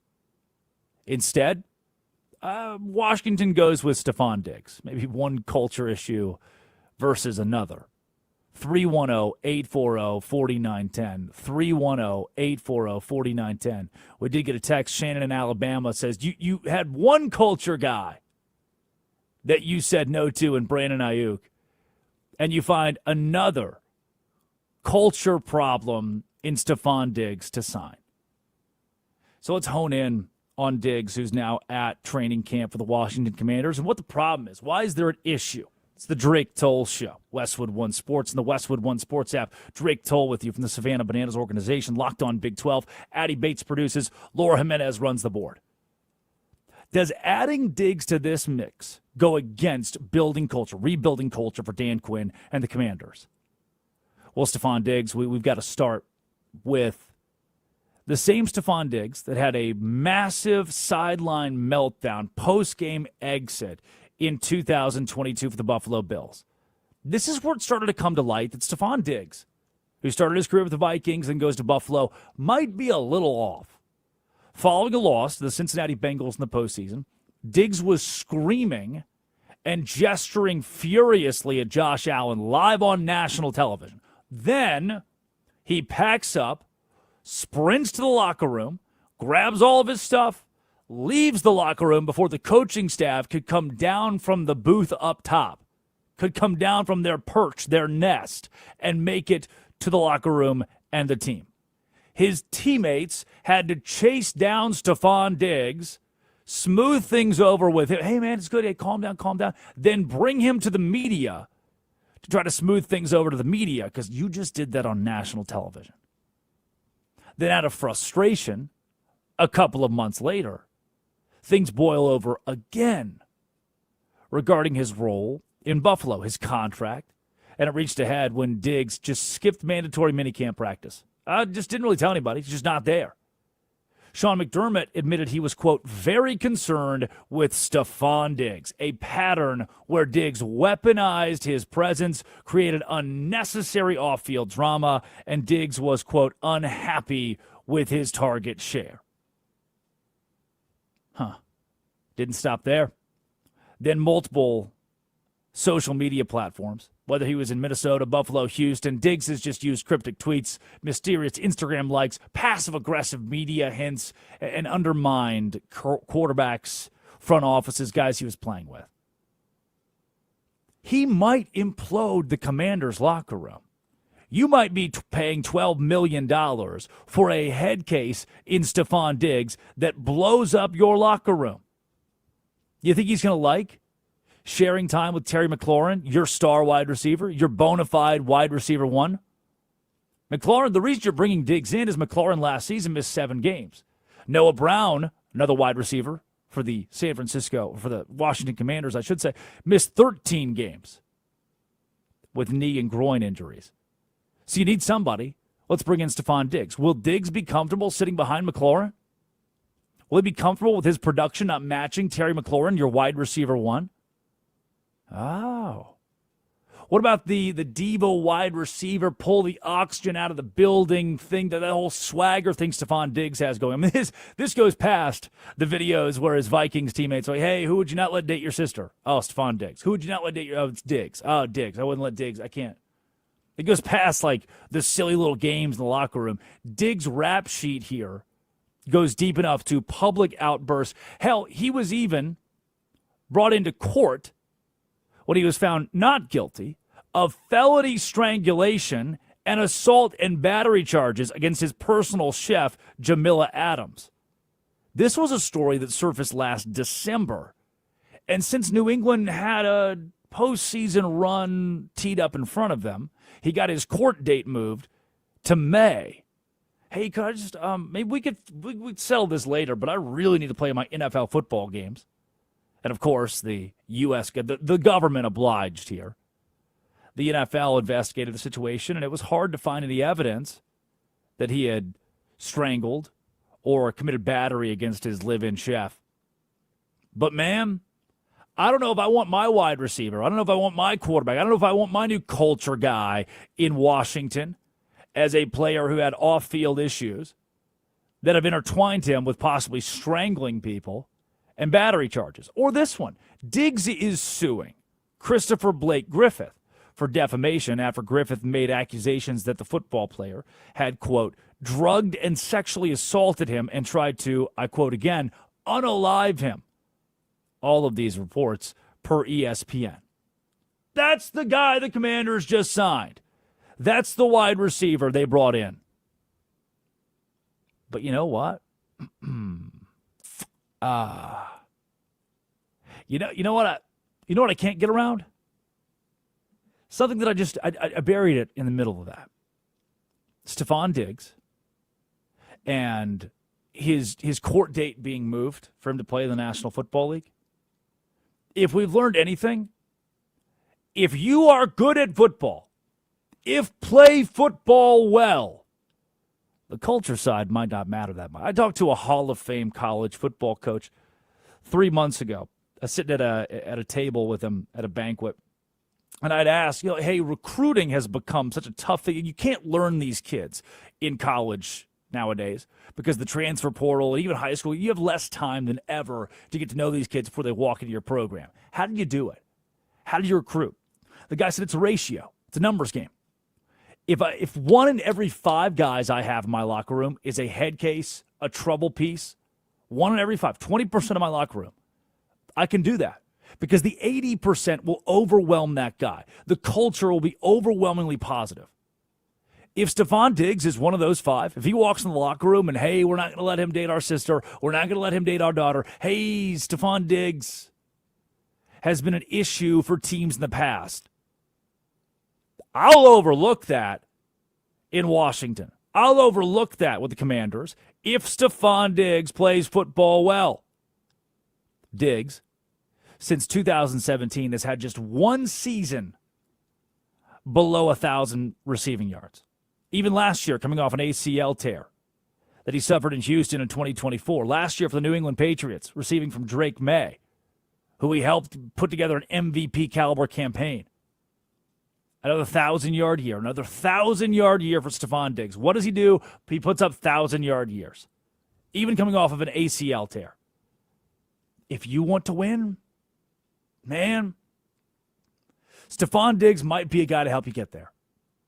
Culture, rebuild culture, that doesn't matter if the wins come. That's the MO of the National Football League. Now, these Commanders, in their first 8 games, they'll play the Eagles twice, as well as the Seahawks, the 49ers, and the Rams. Listen to that. Before November 9th, they'll play the Eagles twice, the Seahawks, 49ers, and Rams. Those teams are each somewhere in the top 5 defenses in the National Football League. The Commanders are about to be put to the test immediately in 2026. Now, sure, they play the Cowboys in there and the Giants in there, and it's not all bad. But the Commanders will be put to the test, and they needed another wide receiver. Culture be damned, and Stefon Diggs was the answer. Now, he's a member of the Washington Commanders. When we return, this is going to work. It's going to happen. This is the week Aaron Donald becomes an LA Ram again. But is he just the next Reggie White? What does that mean? I'll explain. This is the Drake Toll Show.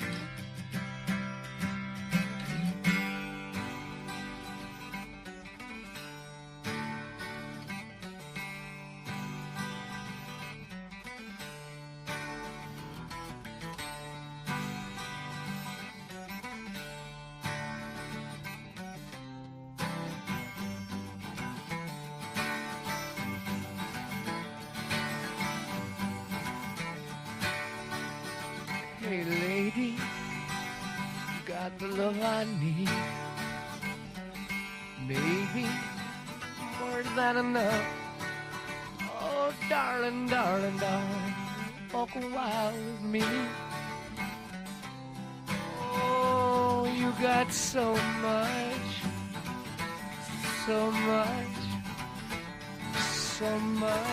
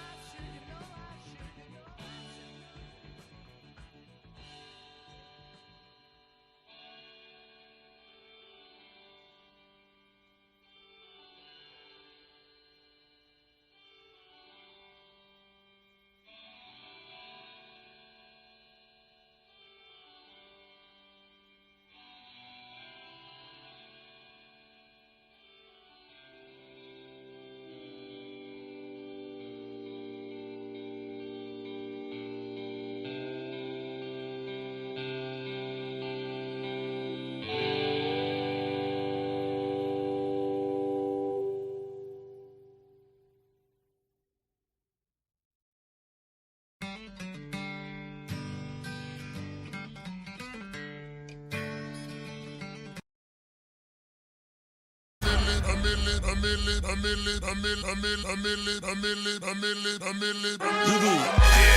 is the Drake Toll Show on Westwood One Sports. Here's Drake Toll.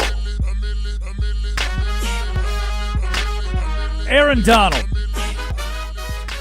back in the National Football League. Well, at least back in a helmet and at practice. How do we do this? And what if it doesn't work?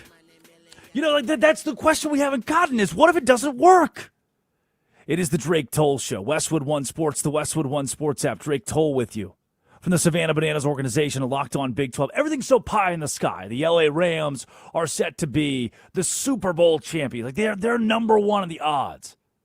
I gave you the number. I'll give it to you again. 25% chance via Kalshi, the Poly Market, for the Rams to go to the Super Bowl. If you add Aaron Donald into that, oh my God, that's 25% chance without Aaron Donald. But this is the same guy who told me, who told you, who told America 2 years ago, I'm done. I don't need football anymore. That same guy, yesterday, per Adam Schefter, was at Rams training camp. And per the NFL Wire, Donald, Aaron, defensive tackle, Pittsburgh, had shown up in a football helmet. And though Schefter said he didn't wear pads during this, he used Rams team equipment at their facility during training camp, requiring them to report the activity to the NFL. Aaron Donald tried out for the LA Rams. Yeah. Now, tryout seems to be a pretty lofty term for a guy who spent a decade in Los Angeles, for a guy who spent a decade dominating the National Football League. Odd you'd have to have that guy try out. Here's Sean McVay, the head coach of the Rams, to give you a bit more context on what tryout means for a guy like Aaron Donald. That was honestly our way of being able to get a workout with him within the parameters of what's necessary. But Gift Smith said it's the greatest tryout he's ever had. Yeah. I think we're going to be okay without a tryout here for Donald. I think we know what we're getting with Aaron Donald. But does Aaron Donald know what he's getting into? There's a trend of NFL stars, Hall of Fame caliber players that have exited retirement, tried their hand at coming back to the National Football League, and it just didn't work. All I've heard, I turn the TV on, I turn the radio on, and all I keep hearing about Aaron Donald is, oh man, when he comes back, the Rams are going to be doubly unstoppable. Can you believe it? Aaron Donald's coming back. But what are we guaranteed when a star who self-admittedly burns out, decides to return? In the past, it hasn't always been consistent. Let me give you names that you know. Guys who did this, who attempted this. We'll start with Tiki Barber. He rushed for 1,600 yards in 2006. 1,600 yards. New York Giants legend. And then he retired at the age of 31. Donald was near the top of his game when he retired at the age of 32. There are parallels here. Tiki Barber hangs it up, and you're shocked in 06 when a guy coming off of 1,600 rushing yards decides he's done. But he wants to go be in sports media. 2011, Tiki Barber gets a change of heart. No, I was just kidding. I've got it in me. He's going to come back to football after 4 years away from the game. He attempted that comeback at the age of 36. And guess what? No one signed him. Zero takers. No one in the NFL wanted to give him a contract. No team was willing to risk a roster spot to disrupt their locker room chemistry for an aging running back who'd been out of pads for half a decade. He was gone. What about Randy Moss? You know the name Randy Moss. New England, Oakland, Minnesota, a legend. He was disjointed in 2010. He was split between 3 teams that season, and he retired at the age of 35. Again, these are similar ages to where Aaron Donald sits right now. Donald is 35 himself. The Hall of Fame wide receiver Randy Moss then unretires, signs a 1-year deal with the San Francisco 49ers, and plays in San Francisco for 2000. You might have forgotten in 2012 that Randy Moss. We're talking about Randy Moss. At no point in time on sports radio do we get on the air in 2011 and say, Randy Moss is back. 2012, Randy Moss is back. This is going to be a complete colossal failure. There's something about the name Randy Moss that just carries, right? You don't want to doubt that name, doubt that guy. But the once terrifying deep threat was bad. 28 catches, 400 yards, 3 touchdowns. Only started 3 games out of the 16 for the 49ers in the regular season. That same 49ers team would go on to lose the Super Bowl. No thanks to Randy Moss to get there, though. 27 yards per game. Pedestrian. And then he retired. Then there's Reggie White, the Minister of Defense, Green Bay Packers legend. After 1998, he retires. Then, a la Aaron Donald, who's putting the helmet on yesterday, trying out for the Rams, eyeing a comeback. He's going to come out of retirement, be right back in the fold. That guy, Aaron Donald, who might make his return to the NFL, but what if we compared him to Reggie White? Double-digit sack season after double-digit sack season. White would retire, sit out in 1999, only a year off for White compared to the 2 years off for Aaron Donald. And then when he comes back in 2000, a one-year deal with the Carolina Panthers, and it wasn't a disaster like Moss, it wasn't a disaster like Tiki Barber, but his production cratered. After those double-digit sack years, Reggie White came back and looked slow. 5.5 sacks in 16 starts for Carolina in 2000. He didn't maintain the impact across 16 games. Minimal pass rush pressure, and then he walked away for good at the end of the season. Tiki Barber, Randy Moss, Reggie White. Those names make you feel something. Moss and White are Hall of Famers. But even they couldn't break the bug of returning from retirement in the National Football League to be effective. How can Donald, who, similar to Moss and White, putting together huge numbers, similar to Barber, who retired in arguably his prime, Donald was putting together incredible numbers. It wasn't his physique, it wasn't his body that was so worn down. It wasn't Donald feeling like, I don't have it anymore. It was Donald saying, I don't have it up here. I don't mentally, I don't want to play football anymore. Will Aaron Donald's proposed comeback fall short of expectations? 310-840-4910. Or does this create a super team in Los Angeles? 310-840-4910.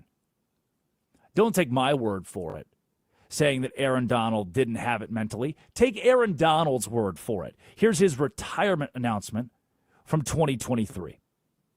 10 years, 10 Pro Bowls, 8 All-Pros, 3 Defensive Player of the Years. And Rookie Defensive Player of the Rookie of the Year, 2 NFC Championships, 3 NFC West Championships. I went to 2 Super Bowls, won one, lost one. I'm complete. I'm full. I think the passion to play the game is no longer there for me. I will always love football, but to think about going through another camp and another 17 season, I just don't got the urge to want to push myself to do that no more.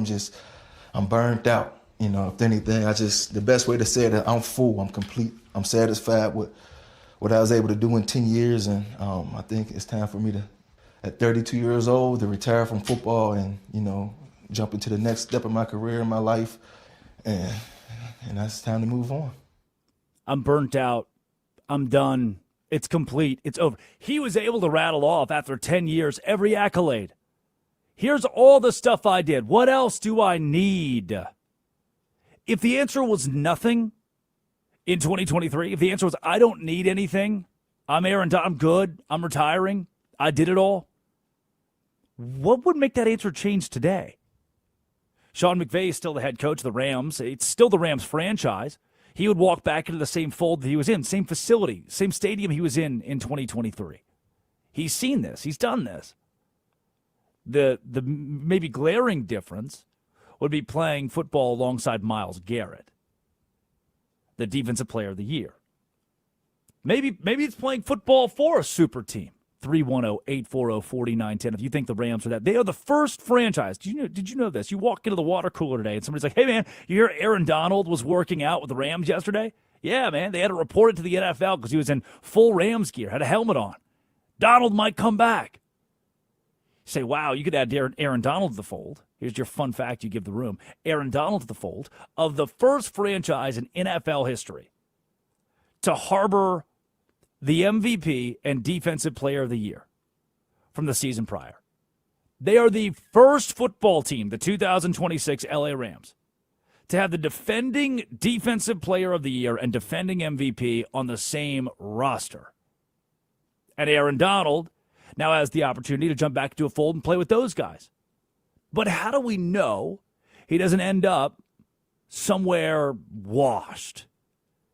Because physically, I see it. He posts the videos on social media, and he looks good. But mentally, he already told me, I'm checked out. I don't feel like I need to do this.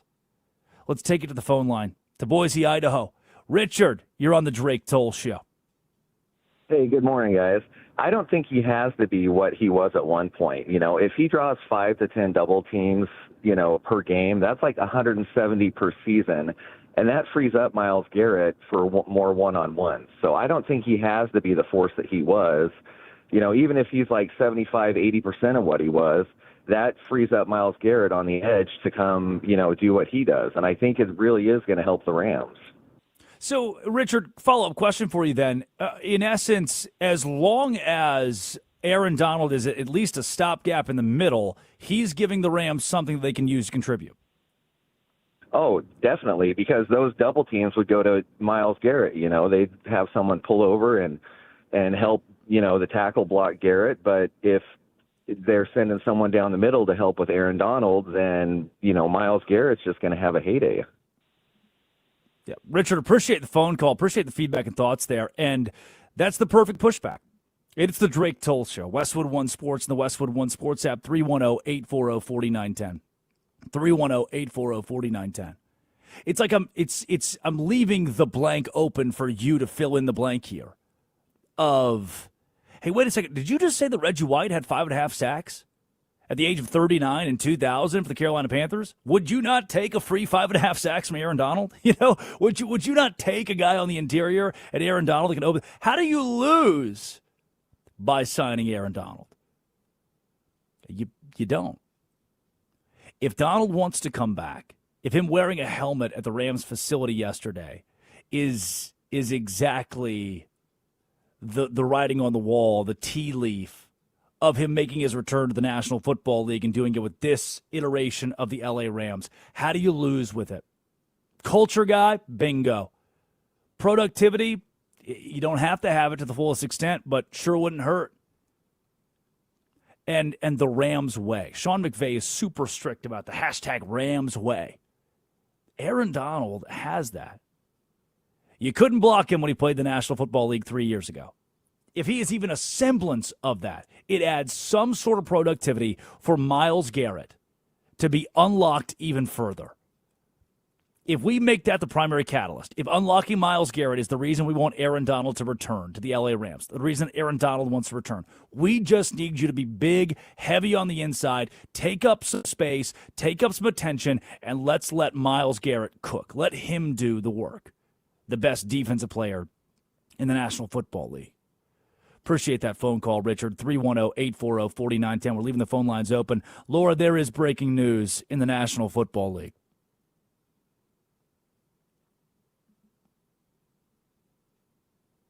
Laura, there is breaking news in the National Football League.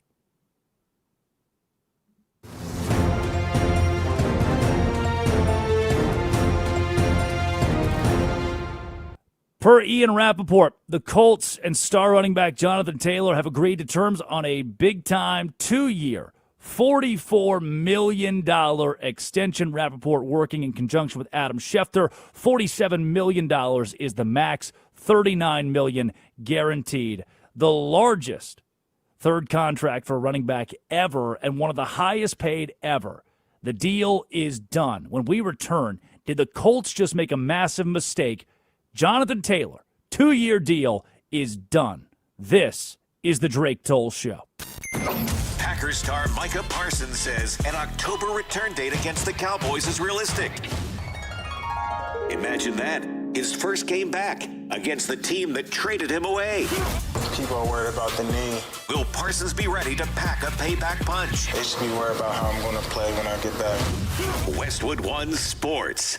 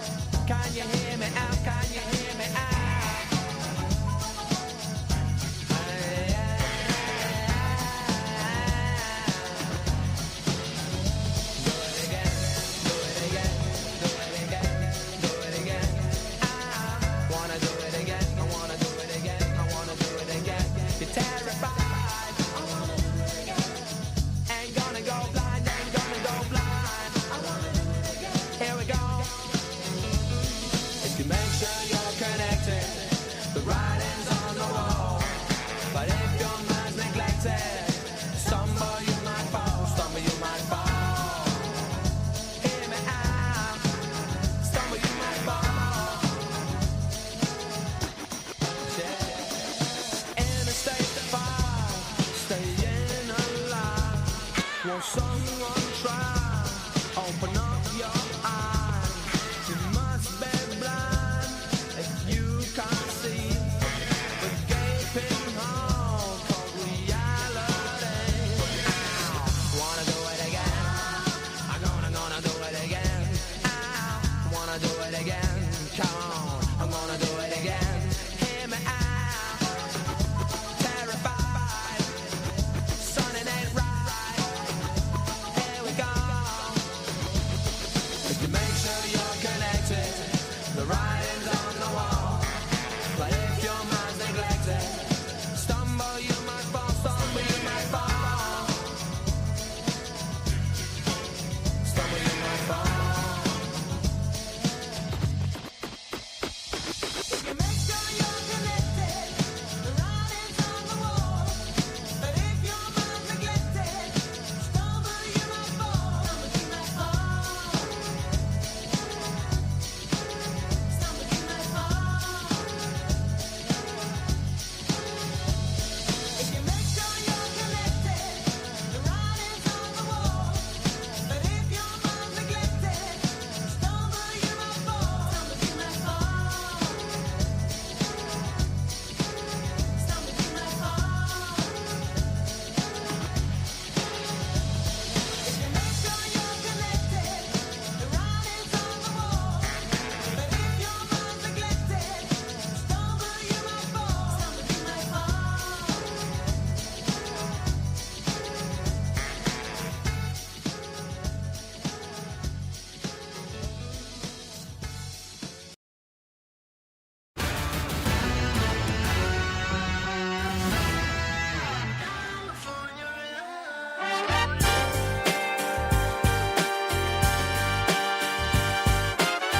Jonathan Taylor.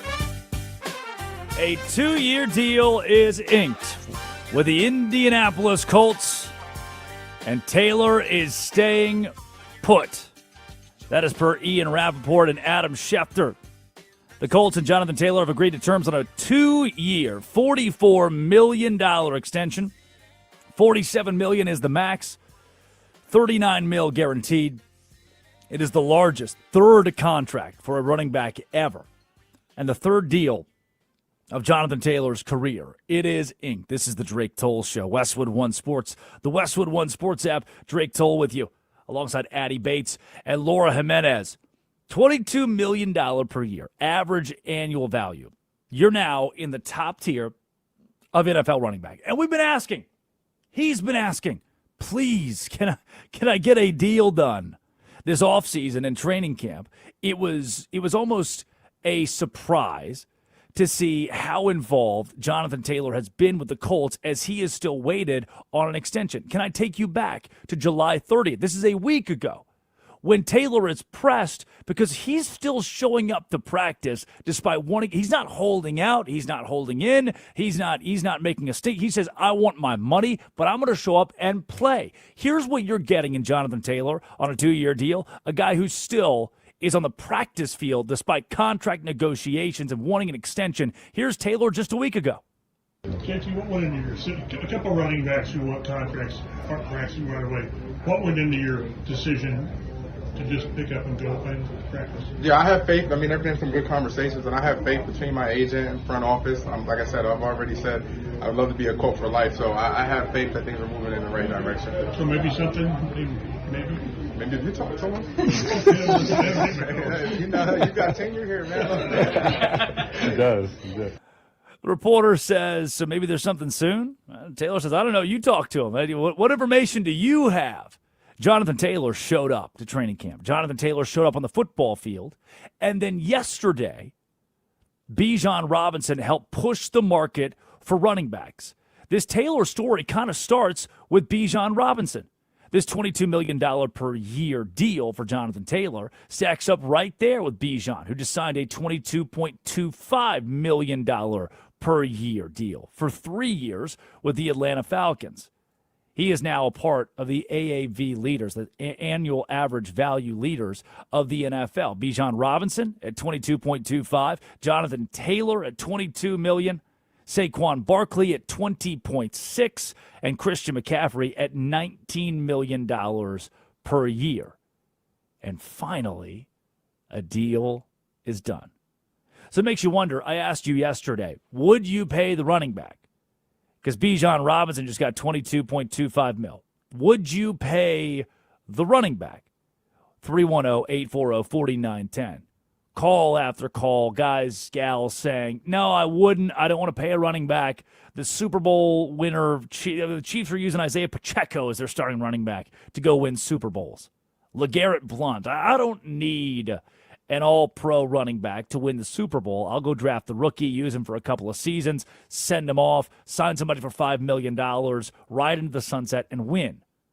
The Falcons, they wanted to pay the running back.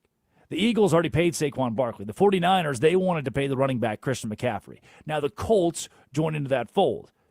And Jonathan Taylor has Bijan Robinson to thank.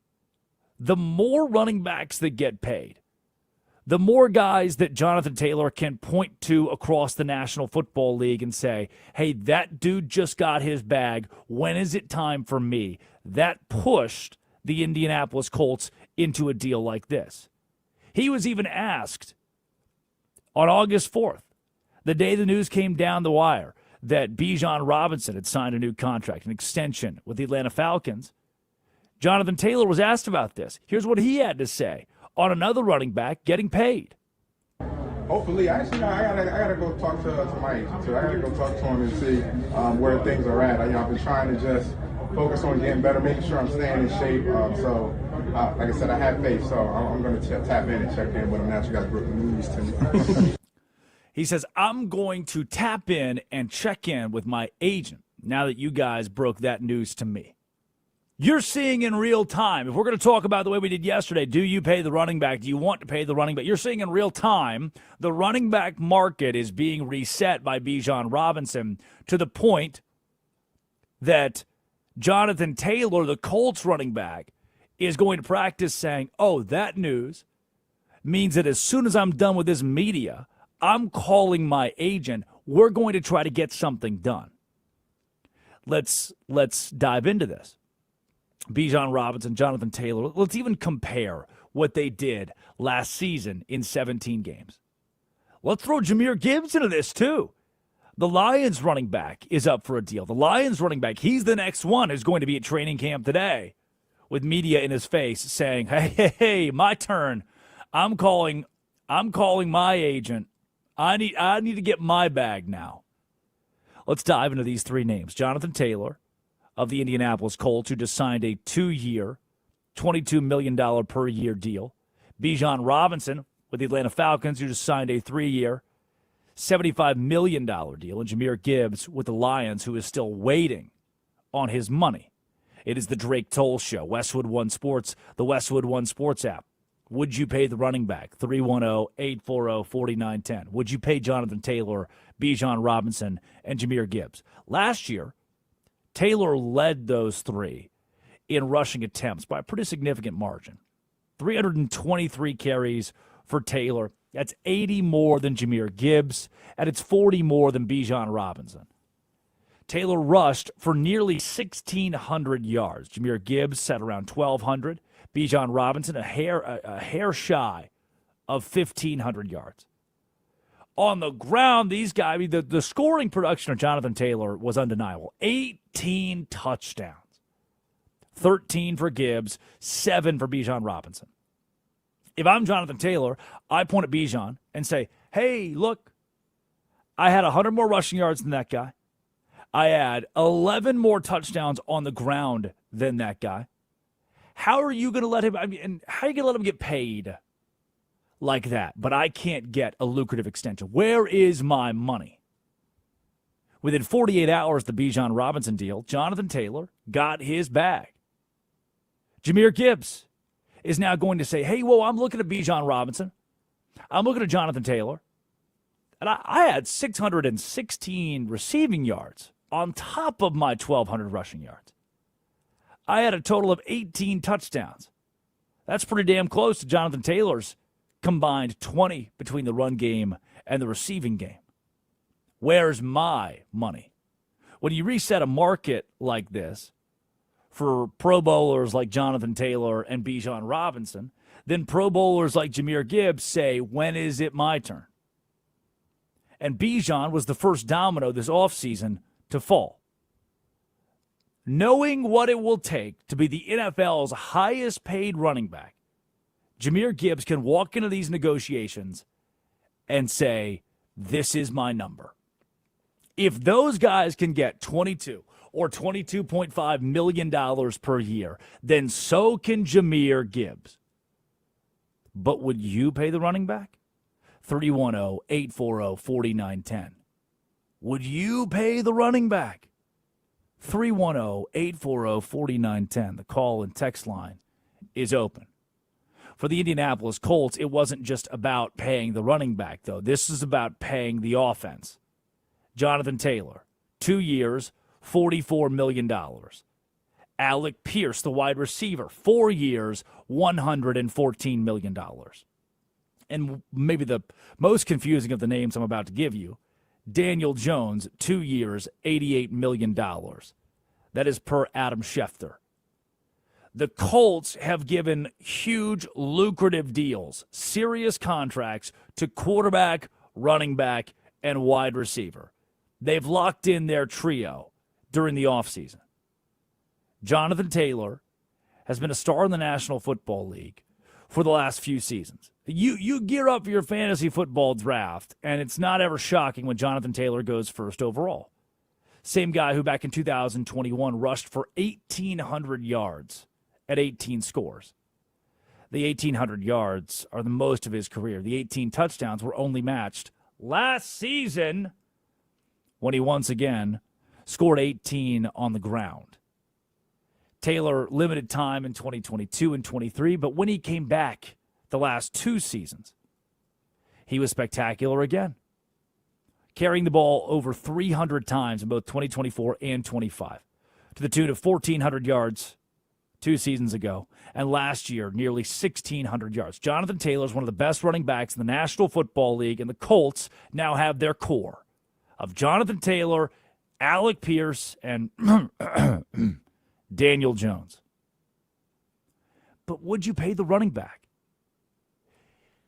Here's why I don't. Here's why I don't like these deals. You can disagree. You can say that as a GM, as an owner, as an executive in the front office, that you would pay a running back. I wouldn't. 310-840-4910. Someone push back on the Drake Toll Show. Westwood One Sports, the Westwood One Sports Act. Talking Jonathan Taylor at his brand new deal that was just announced within this hour with the Indianapolis Colts. 2-year, $44 million extension. Here's why I wouldn't do it. It's a bad idea. History shows high-volume running backs. Same Jonathan Taylor, who is 27 years old now, who carried the ball 626 times combined the last 2 years. That's a damn lot of workload, especially coming off of injuries that plagued him for parts of 2022 and 2023. Here's why I don't pay the running back. Your high-volume running backs, the guys who absorb thousands of hits in their early 20s, those are the guys who hit physical walls around the third contract, second. That's why these third contracts aren't always lucrative. This is the highest paid third deal a running back has ever gotten. We're talking we're going quarterback money with this to an asset who has a short shelf life. That asset being the running back. That $22 million annual payout could have been used to secure the trenches for the Indianapolis Colts who need it, to shore up the offensive line for Daniel Jones, who you're deciding to go with, to add depth in a secondary that needs it. But nope, it's going to the running back. Modern analytical models would demonstrate high-performing rushing attacks are dependent on scheme, play calling, and the offensive line. Oftentimes, we overlook the running back itself because you need scheme, play calling, and offensive line for high efficiency, depending rushing attacks. That's what the modern analytic model would tell you that. Shore up your coaches, shore up your scheme, shore up your offensive line before you pay the running back. Sinking $40 million into one player when productive rushers, when my LeGarrette Blount or Isaiah Pacheco could be a guy found on day 2 of the NFL draft, or could be a committee, a running back by committee approach. When that's the case, I'm taking valuable dollars that could have gone to the offensive line, that could have gone to the secondary, that could have gone to the defensive line in Indianapolis, and giving it to a running back. I mentioned examples yesterday. I want to dig deeper here. Some of the biggest deals that we've seen for running backs, and these aren't even big now compared to the numbers we're seeing for Bijan Robinson, for Jonathan Taylor. Alvin Kamara, New Orleans Saints, signed a 5-year, $75 million mega deal before 2020. And 5 years, $75 million pales in comparison to 3 years, $75 million that Bijan just signed. Kamara was a good pass catcher, but that's a 5-year deal. Last year would have been year 5. Where was Alvin Kamara? His rushing efficiency nosedived into the low 3s, 3 yards per carry.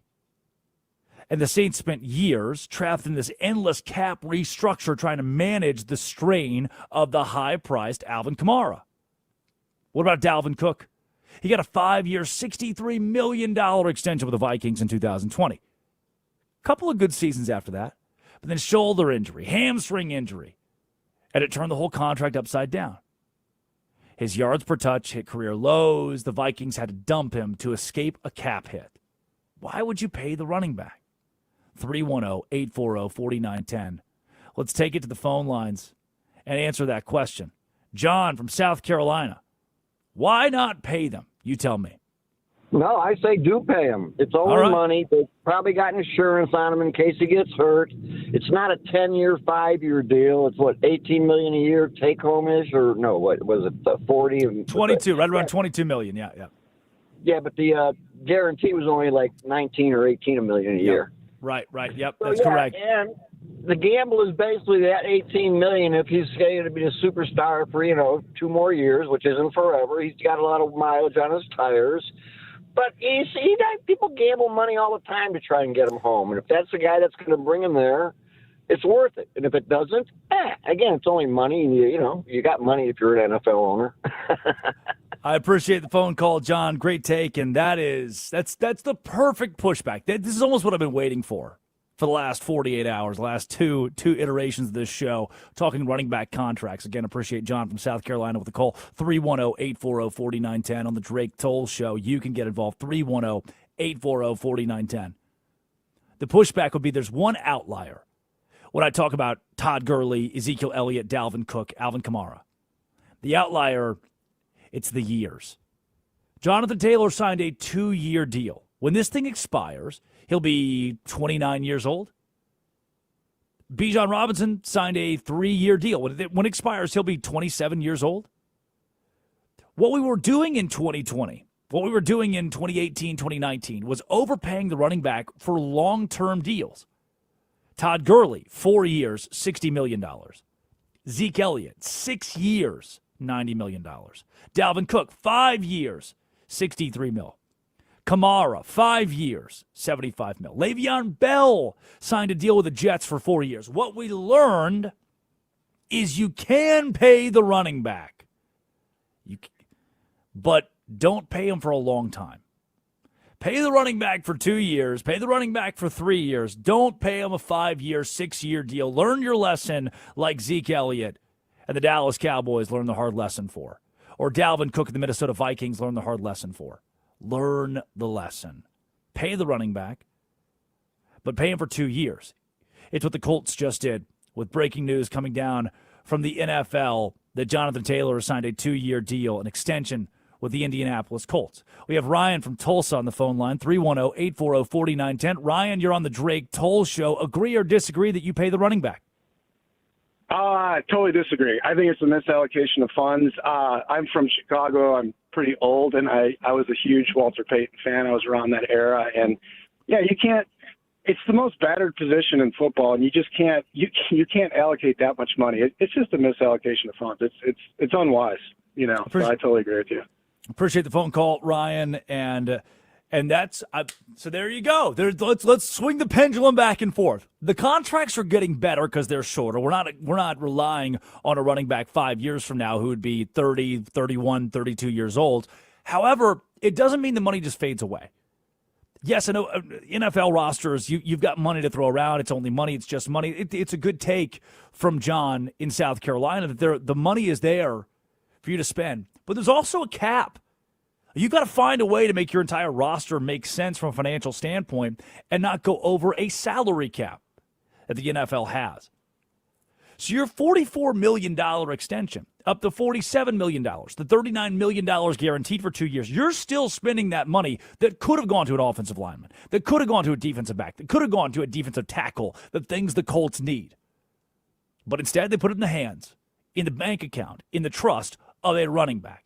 If I have a franchise, day 2, round 3, I go to South Carolina, I go to Florida State, I go to Cal, I go to Boise State, I go to Wisconsin. I draft the running back in the 3rd round, and that's my guy. Put him in the right scheme, put that money toward the offensive line, and if my line's better, hey, I'll just change running backs like I change underwear. The same way Super Bowl champions have done so. Hello, LeGarrette Blount. Hello, Isaiah Pacheco, Super Bowl champions who started at running back. Hell, the team that won the Super Bowl last year, the Seattle Seahawks, let the Super Bowl MVP walk. Why? Because he was a running back. Don't pay the running back. 310-840-4910. It's your last chance to get involved in the Drake Toll Show. Call or text 310-840-4910. When we return, do pay this guy.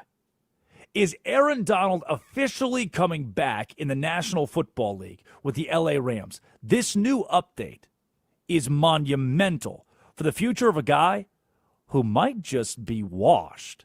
This is the Drake Toll Show. Cleveland can't think.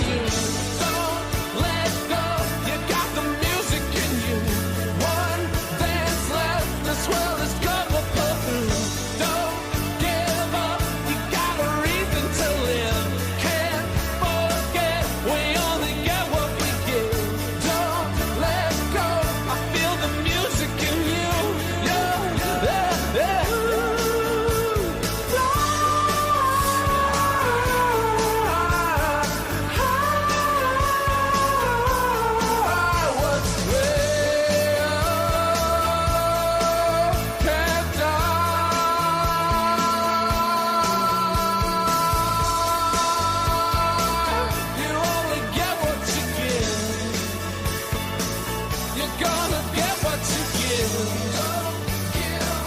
Just don't be afraid to leave.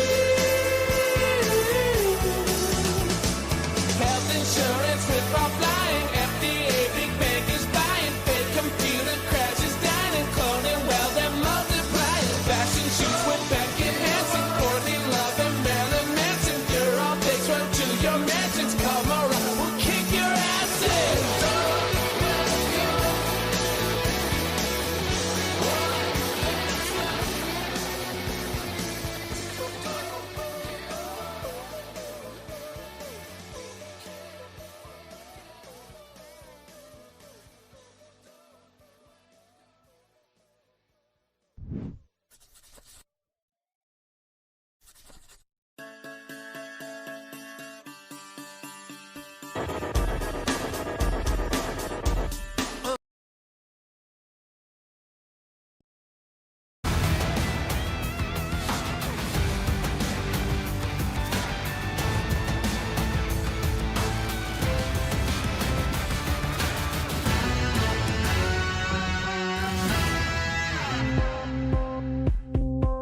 I got a sweet little baddie and she's rolling in the caddy with me.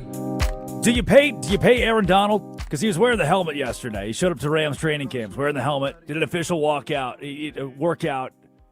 Donald, Aaron is back in the fold for the Los Angeles Rams. It's only a matter the day, the time, the hour that he actually signs, and we're seeing him in action for LA in 2026. That I'm confident of. That I know. Here's what I don't know. I don't know if you pay the running back. And another one just got paid. Breaking news out of the NFL. Jonathan Taylor, Indianapolis Colts, have agreed on an extension, and Taylor is staying in Indianapolis another 2 years. This one has $39 million guaranteed on it, $22 million per year, up to $47 million total in these 2 years. Let's go to the phone line on the Drake Toll Show, Westwood One Sports, the Westwood One Sports out app to Napa. Nick, you're on the Drake Toll Show. How's it going, Drake? So, a few reasons why they paid this guy. First one, they have all those analytics we're talking about, the scheme, having the O-line, using a younger, fresher, cheaper back. This guy is a top-tier running back. You're not getting one of those if you go that route. Two, they wanted to pay him because I believe that he is an absolute locker room guy. He's the man. He leaves that building. I don't think it's the same. I don't think it's the same in there. I think he had an incredible year last year. He earned every penny.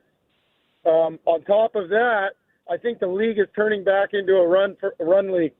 The attempts, from what I've noticed, have went way down the last year, and I think it's a good call paying this guy. He's my favorite running back in the NFL right now. I appreciate that phone call out of Napa. Nick, thanks for your time. 310-840-4910. You want to know, can I justify what Nick just said? Can I back up what Nick just said? We got other phone calls to get to here, but I want to take just 1 second.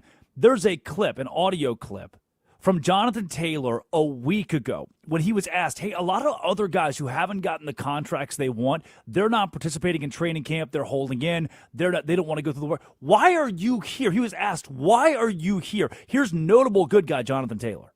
JT, what went into your, a couple running backs who want contracts aren't practicing right away. What went into your decision to just pick up and go and practice? Yeah, I have faith. I mean, there have been some good conversations, and I have faith between my agent and front office. Like I said, I've already said I would love to be a Colt for life, so I have faith that things are moving in the right direction. So maybe something, Maybe you talk to him. You got tenure here, man. He does. The reporter says so maybe something's going to happen, and it's like, you talk to him. Maybe you go ask the front office. And now the Colts have gotten their guy Jonathan Taylor, who Nick is spot on, is a locker room guy, is a Colt, and they have him for 2 years. 2 years isn't that bad. Now, Luke from Pennsylvania, let's keep it on the phone lines. Luke, you're on the Drake Toll Show. Would you pay Jonathan Taylor? What's going on? I think I would. My argument is if you look at the last two Super Bowl winners within, Saquon and Kenneth Walker, both of those players helped those teams get over the hump and win that Super Bowl. Saquon was huge in the Eagles' road to their Super Bowl, especially in that snow game, if you remember. So I think if having an elite running back helps teams get over the hump to win Super Bowls, front offices are going to do everything they can to make sure those guys stay on their roster. Love it. Appreciate the phone call, Luke, out of Pennsylvania, 310-840-4910. We may be seeing the trend change. If and maybe people want to push back because I've said, running back's not that important to win the Super Bowl. You don't have to have it. You think about the Chiefs won Super Bowls with Isaiah Pacheco, and the Buccaneers did it with Leonard Fournette, who never really take this for an example. By the way, LeGarrette Blount, 2014, wins the Super Bowl with the Patriots as their starting running back. He was 0.2% of their cap hit. Before in the decade before Saquon Barkley won the Super Bowl with the Eagles, the highest cap hit percentage of a running back for the Super Bowl champions was 1.2%, and it was Leonard Fournette with the Buccaneers. Everybody else was a percent or less of the cap hit for their team. They were a non-factor budget-wise. The running back was a non-factor. But to that point, if we had 10 years of data, Luke's spot on. The last 2 years would say, hey, this is a new era of the National Football League where Saquon Barkley, one of the 3 highest paid running backs in the National Football League, and Kenneth Walker III, who was the MVP of the Super Bowl, who just got paid by Kansas City, who's now a member of the Chiefs, who want to chase their own Super Bowl and cap off a dynasty this year, that those guys are pushing the trend in the other direction. Now, again, I am not, if I'm the GM, if I'm in control of a franchise, I am paying the back end of the defense. I'm paying the trenches. I want to keep the running back position as one that is so little of my cap hit. But what if we are? What if we are in a new era of the National Football League where paying the running back is a piece of how you win a Super Bowl, Saquon Barkley or Kenneth Walker III? Got a text here. It says, why do we pay wide receivers big money and not running back? Receiver catches 10 balls a game. That's Mike from Detroit. And the receiver position has become one that does get paid in the NFL. We just talked about how CeeDee Lamb is probably looking across the league, seeing Drake London sign a lucrative deal and wondering, when do I get Drake London money? And when do I, as a wide receiver, get my due? You look at receiver contracts right now, Jackson Smith and Jigba, 24-year-old, has a $168 million contract. Jamar Chase, Drake London, Justin Jefferson, CeeDee Lamb, all those guys, over $130 million. Garrett Wilson and DK Metcalf are included in that. We pay receiver because the receiver position in 2026 is what dominates the National Football League. We love wide receivers. And the running back position is something that feels like more of a stopgap today than it did. But maybe, to Mike's point, maybe we overcorrected. Just because Le'Veon Bell didn't work out, just because lucrative contracts didn't work out for Ezekiel Elliott, just because contracts didn't work out for running backs like Austin Eckler. Maybe in 2026 we turn the page back and say, you know what, running backs are valuable in the National Football League. All of this is coming off the heels of Jonathan Taylor within the last hour signing a 2-year extension with the Indianapolis Colts worth $44 million and up to $47 million. $39 million is guaranteed. And finally, Hector from Ontario, 310-840-4910 says, pay the running back only if you have a good O-line. Otherwise, pay the O-line. Appreciate that, Hector. That's where I want my money going. That's where I am. That's where I'm putting my funds when I run my NFL franchise, my NFL football team, if you will. Inside joke. Westwood One Sports inside joke. So that's it. Aaron Donald's wearing a helmet. Very likely coming back. See you soon. Stefon Diggs signs with the Commanders. Jonathan Taylor, contract extension. Zay Flowers, Bijan Robinson, contract extensions. Let's do it all again tomorrow. Would you pay the running back? And damn it, would you pay the wide receiver? Addie Bates produces. Laura Jimenez runs the board. Have a great day, everybody. To Colin Jones, Armin Williams, Bruce Gilbert, Ryan McGuire, thank you for a job. I appreciate it. You Better You Bet is coming up with Nick Costos. In the meantime, we'll see you tomorrow on Westwood One Sports, the Westwood One Sports app. This has been, and always will be, The Drake Toll Show.